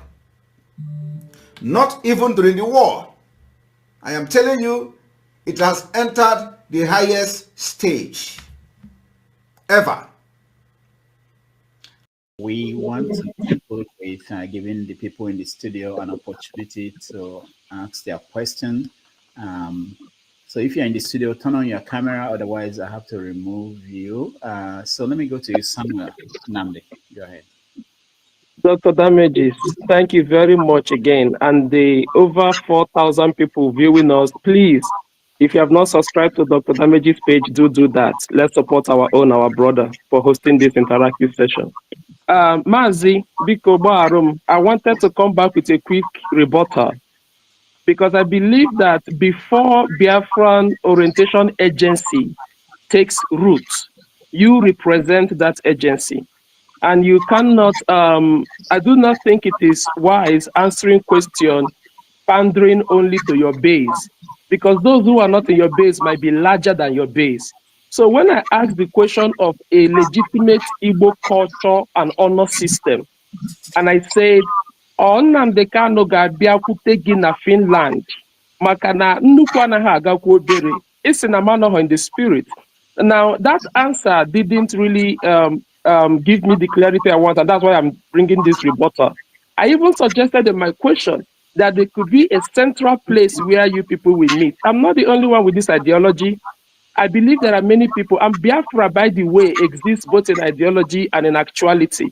So how do you appeal to people with different ideology as your orientation agency to get us involved? Because there were many people, like I said, I didn't know you, if not for Nnamdi Kanu. Nnamdi Kanu promoted you, Nnamdi Kanu blew your trumpet. So if you have popularity today, it's in Nnamdi Kanu. How can you now say that he will come to Finland and meet you? That's not Igbo culture. Okay. That's not Igbo principle. All right. If you are asking me a question about what I'm doing to restore Biafra and how I'm going to do it, and I did not answer you and address it, then you should be concerned that you want to know how I want to get your freedom. But here you are asking me a question about personal things, about individuals, about person who were leading the struggle before he was kidnapped. And I told you that this borders on security. And I don't expect me to come here and start telling you why I want Nnamdi Kanu to come to Finland. It borders on, it is the same reason I said I am not going to take instruction from him from the DSS. The same reason is the reason I said he must come to Finland to meet me. And he understands, if he hears this, I said, he will understand why I said it. So you don't expect me to come here and start elaborating the reason why I said he must come to Finland. it borders on security and his own security as well. That is the reason I say it does not mean that I'm disrespecting him or that I'm looking down on him as a leader or anything. No, it has to do with the interest of the struggle. It has to do with his own security and his own life as well. So when I made such a statement, like I'm not going to take order from him it is the same reason why I will not take order from him in DSS. It's the same reason I want him to come to Finland before I can listen to him.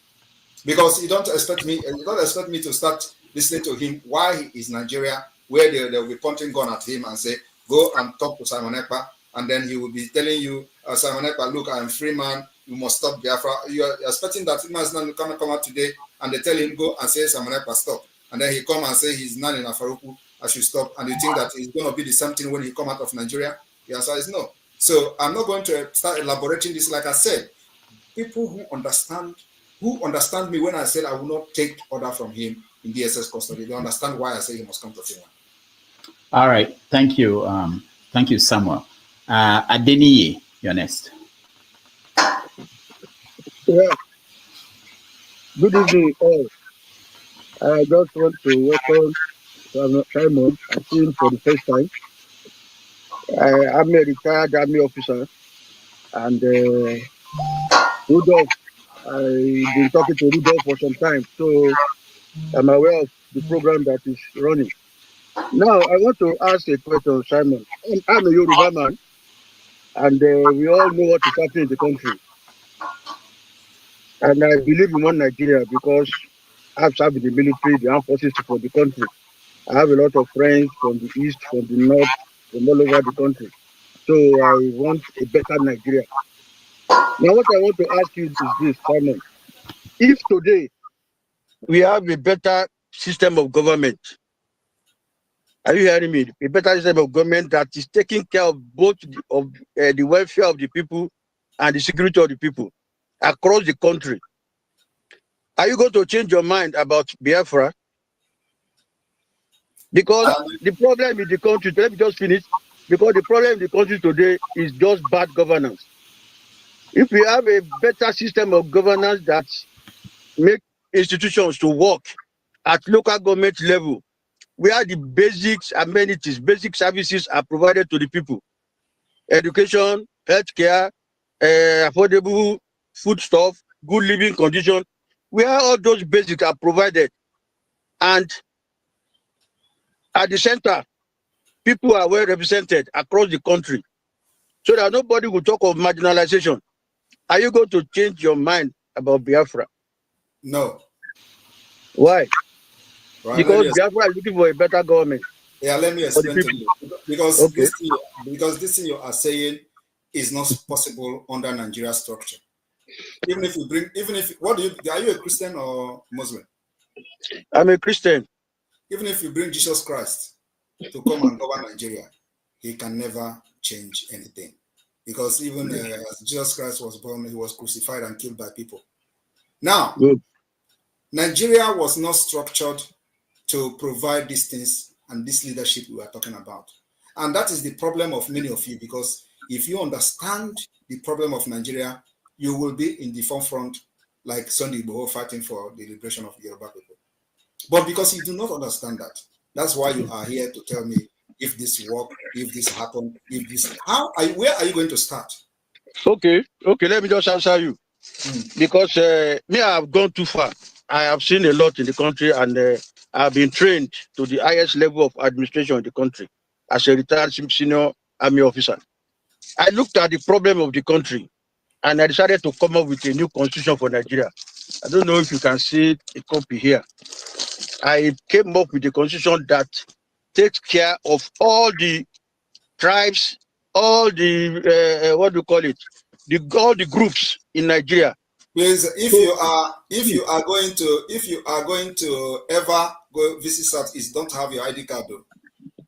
If what? Don't ever go to Southeast with your ID card if you are in Nigeria army. No, I know there's problem in the Southeast now. We are trying to. I'm just advising you as person that is. So I understand you. We are trying to solve problems now. You know one thing, Simon. When we got independence, we had problem in Nigeria when we were running parliamentary system. And how did the problem happen? The problem happened in the western part of the country. Today, if any group or any region decide to secede from Nigeria, and you don't have the right system of government, the same problem we are facing in Nigeria today, we will face it in any of the regions. Okay, so you believe the problem of Nigeria is in the constitution? Of course, that's why I have to write the new constitution. But that is not true. Let me explain. Now, let me explain. No, Adeni, we have less than 10 minutes, and there are 3 more people left. So let me address him, because his argument is based on the constitution, that he claimed that once he presents this constitution, Nigeria will work. Now let me address him.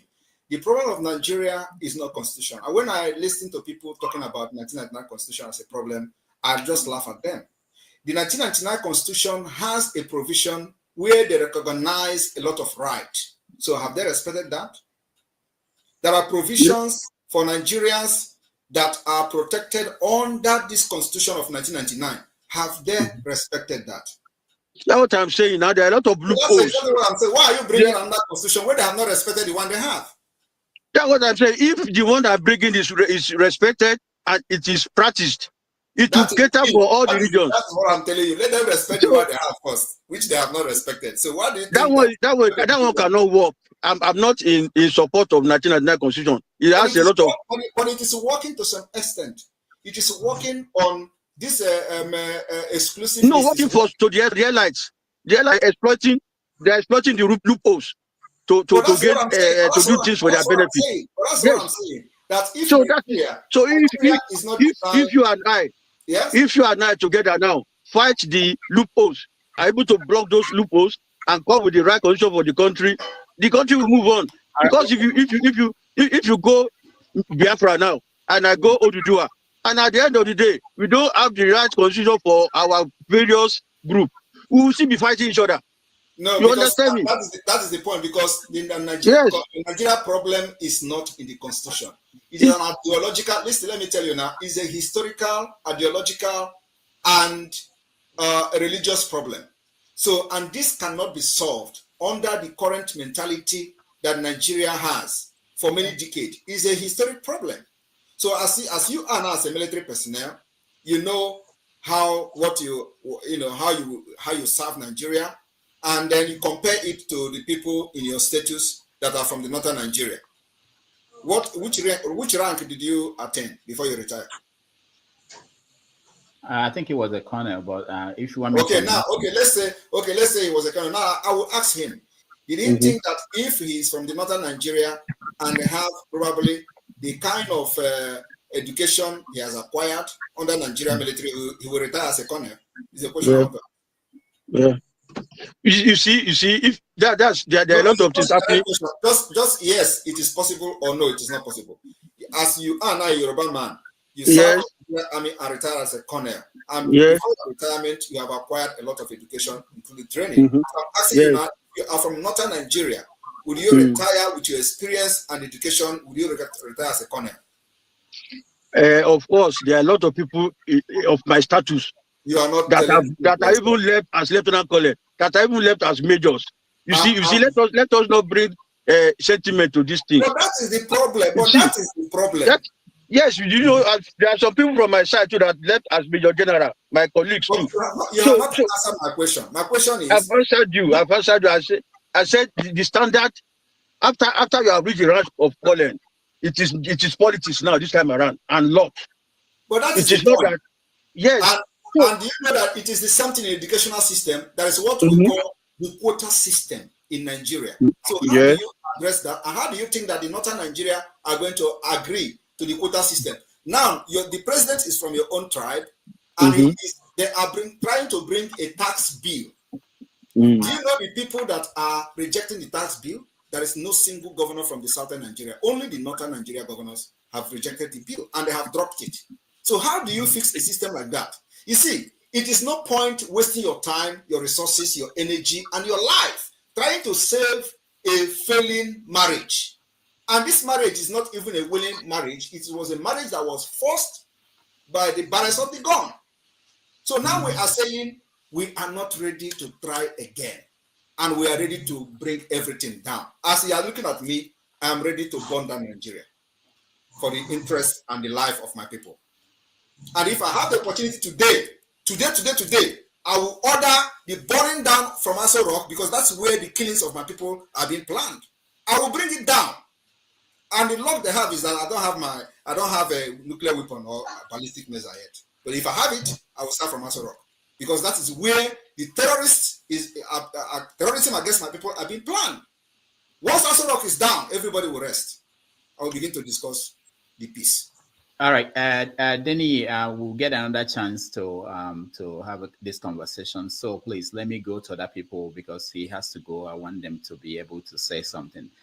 Chief Chukwemeka, you are next.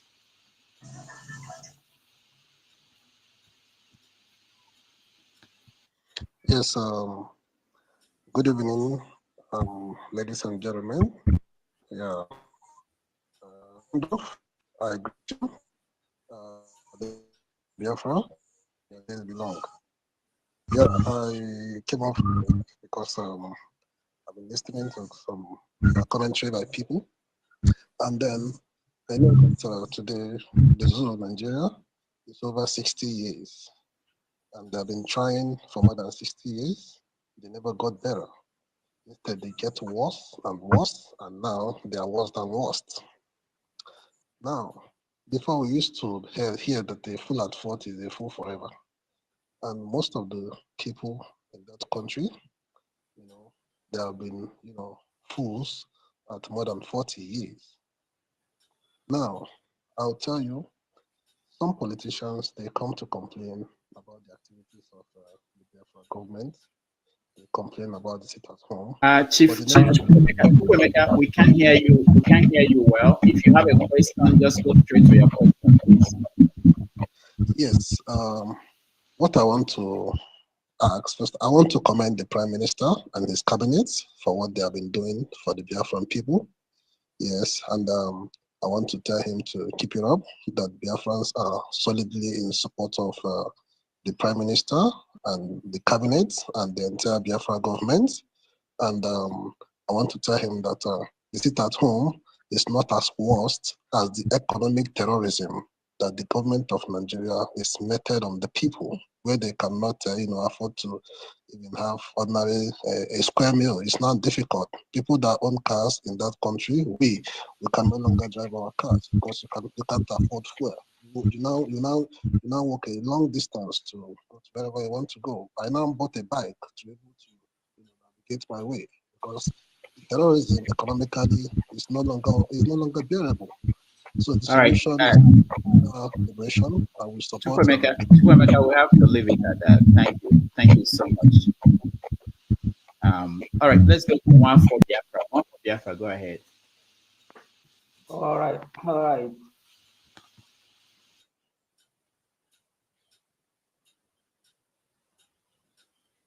Rudolph, we cannot hear you. So one for Biafra, you're muted. I have the next 8 minutes. Yeah, no. One for Biafra, you're muted. Okay, can you hear me now? Yeah, go straight to your question, please. Yeah. So now, what I want to say is that I pity the likes of Dr. Chid and the others. Now, if you listen to Nnamdi Kanu's last broadcast before he was kidnapped, you will understand that he prophesied about his departure and the coming of Zaboreba. Go and listen it very, very well and understand the facts there, that he knows everything that is going to happen. Therefore, I have no too much. That's exactly the point I want to bring out to those who are asking useless questions here. So go and listen and hear Nnamdi Kanu prophesy about his departure and the coming of Zaboreba. And that's all about it. So I congratulate you, my PM. We are waiting for December 2nd, and God will make it a reality. God will make it a success. Thank you, Biafra, Prime Minister. Thank you. This is my first time of talking to you first one-on-one. God bless you. We are supporting you. We are behind you. And thank you very much. Come 2nd December, everything is going to come to reality. Thank you. All right. Thank you. Now the final person is Jeffrey Azoka. Go ahead. Yeah, good evening, everybody. Good evening, Dr. Damages, and good evening, Prime Minister. Simon Ekpa.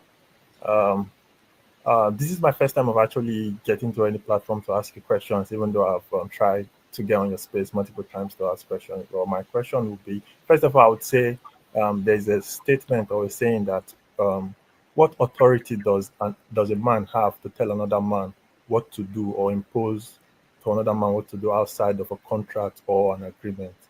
So I have gone through the Biafra charter and tried to read through it multiple times over and over again, and I've seen a lot of information which is really, really good. I can say it's almost similar to that of the American what they say constitution, like they have the First Amendment and all that. But the only thing is, when they defined that document, it did say it's a memorandum and other words, like one of which it says it's a contract. So, like I said before, outside of a contract or a crime, there is no outside of a contract or whatever, there is no crime. So, what I'm saying is that document, is that the full disclosure for anyone who's saying, oh, they support? Because I'm a Biafran, I wouldn't say, and I support 100% everything you're doing. Nigeria, they've messed up so much that, like you say, if you have what they call it, the nuclear weapon, I'll be the first person to help you press that button to destroy Aso Rock and everything. So my question is, are we being given full disclosure to say that document, that preamble of the Biafran Charter is going to be held to high esteem, knowing that they say a man's home is his castle. So what are the plans that are being put to make sure that those written words that are in there are not being violated by maybe the new government who will be coming in and all that? And then my last question would be, one question only, please.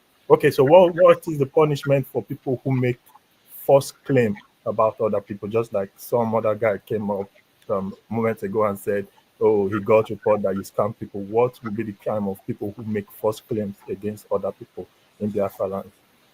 Thank you very much. That what you saw was just a charter, which is, like you said, maybe I would say First Amendment or stuff, but that was the Charter of Biafra that was adopted during the last year convention in Finland. And this year convention, with the result of the self-referendum, we are going to vote on the Biafra Constitution. The Constitution has been drafted with over 200 and something articles. And so it is something that will form the legal base for everything we are doing. So this question is well addressed in the Constitution. It has to do with the law of Biafra and how people will be punished if they commit any crime and stuff like that. So it is well defined in the Constitution of Biafra, which will be voted for and adopted during the next convention that is starting on the 29th of this month.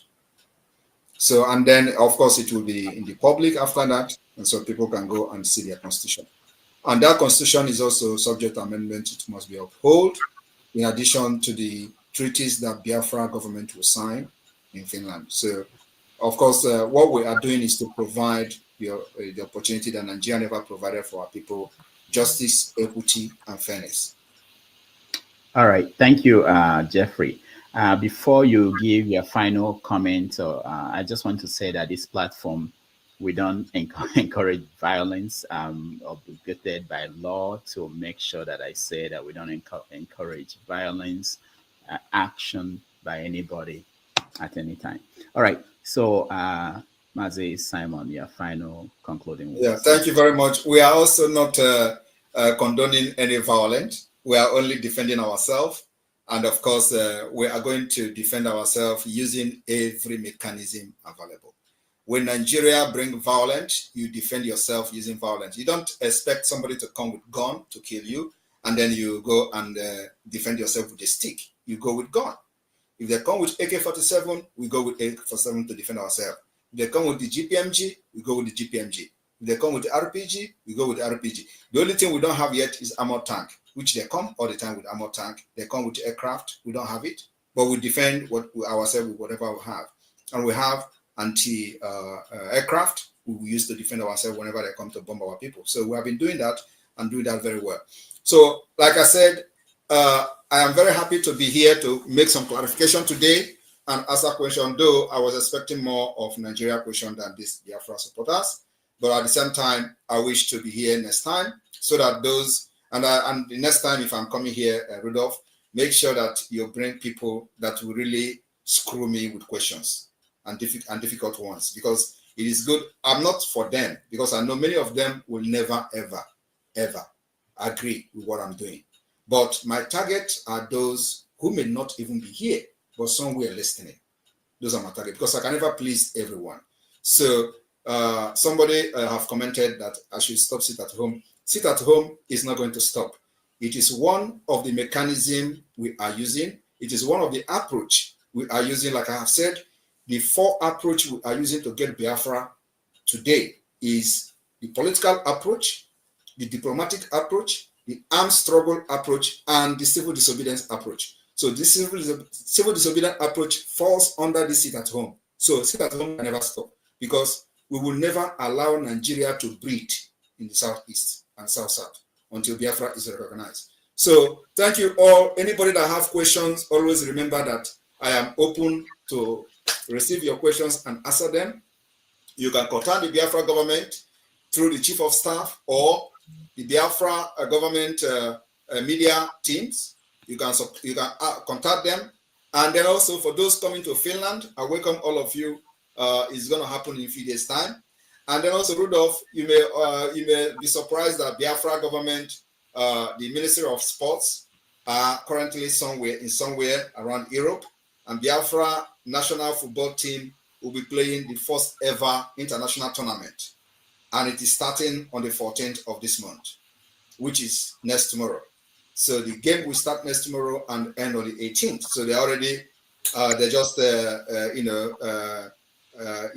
probably arrived the country today. So our national football team will be playing. But you know, when we first announced that, a lot of propaganda were flying. Oh, they're announcing their Biafra team. You know, everything we said, they believe it's a lie or they believe it's propaganda. But what they don't know is that this is a government, and we're not here to start lying to people to like what we're doing. But when we say it, we are also going to bring it publicly for you to see. When we start engaging the United States, they say it's a Photoshop, they say it's a propaganda. But, you know, I don't blame them, because during the time of most of these people, they were actually agitating for Biafra with propaganda. So we don't do propaganda. Everything we do is online, verifiable. You can call the people involved and ask them whether we have been engaging them to educate them about Biafra, and of course presenting Biafra as a solution to bring stability to the Western Africa, Sahel region and beyond. This is something that everybody must know and support. Nigeria has failed and can never ever work for anybody. So the only thing you can do as a Biafran, if you are a Biafran, is to support, or you remain silent and watch how we will liberate you from Nigeria. Thank you very much, Rudolph. Looking forward to have this conversation again with you. Thank you. Thank you. We appreciate you. And I want to thank everybody that joined us. If you have not liked this show, please do. And if you have not subscribed, please do, so that more people can see this. Thank you, Master Simon Ekpa, and I will see you next time. Thank you. Thank you.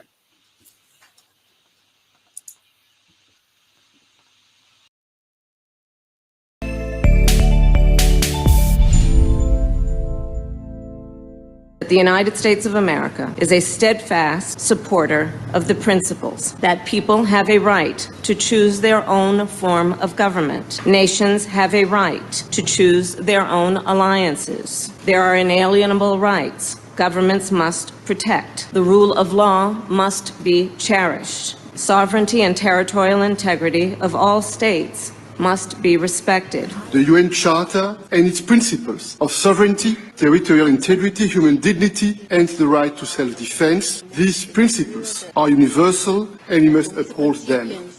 International law must be protected always and everywhere, without any ambiguity, in Ukraine, in the Middle East, and everywhere in the world. This is our global responsibility. Self-preservation must be protected at all costs. Today, the Biafra Liberation Army have neutralized dozens of these terrorists in our land, and we are proud of them. They will continue to go down. Our demand is very simple. Pull them out of Biafra land. Remove every checkpoint. If you do not dismantle all the checkpoints, they will continue to die. We will continue to excel. We will continue to deal with Nigeria, and Nigeria will never ever remain the same until Biafra exits from Nigeria. A government that uses violence will be responded with the same and equal measure of violence in self-defense. So I told them, oh my God, here is not taken, I will turn to a beast and Biafra will come. Nigeria has no rule of law. Their rule of law is gun and bullet. And we have come to resist it. My fellow Biafrans, the world leaders made it very clear that self-preservation is a must. They use the word must.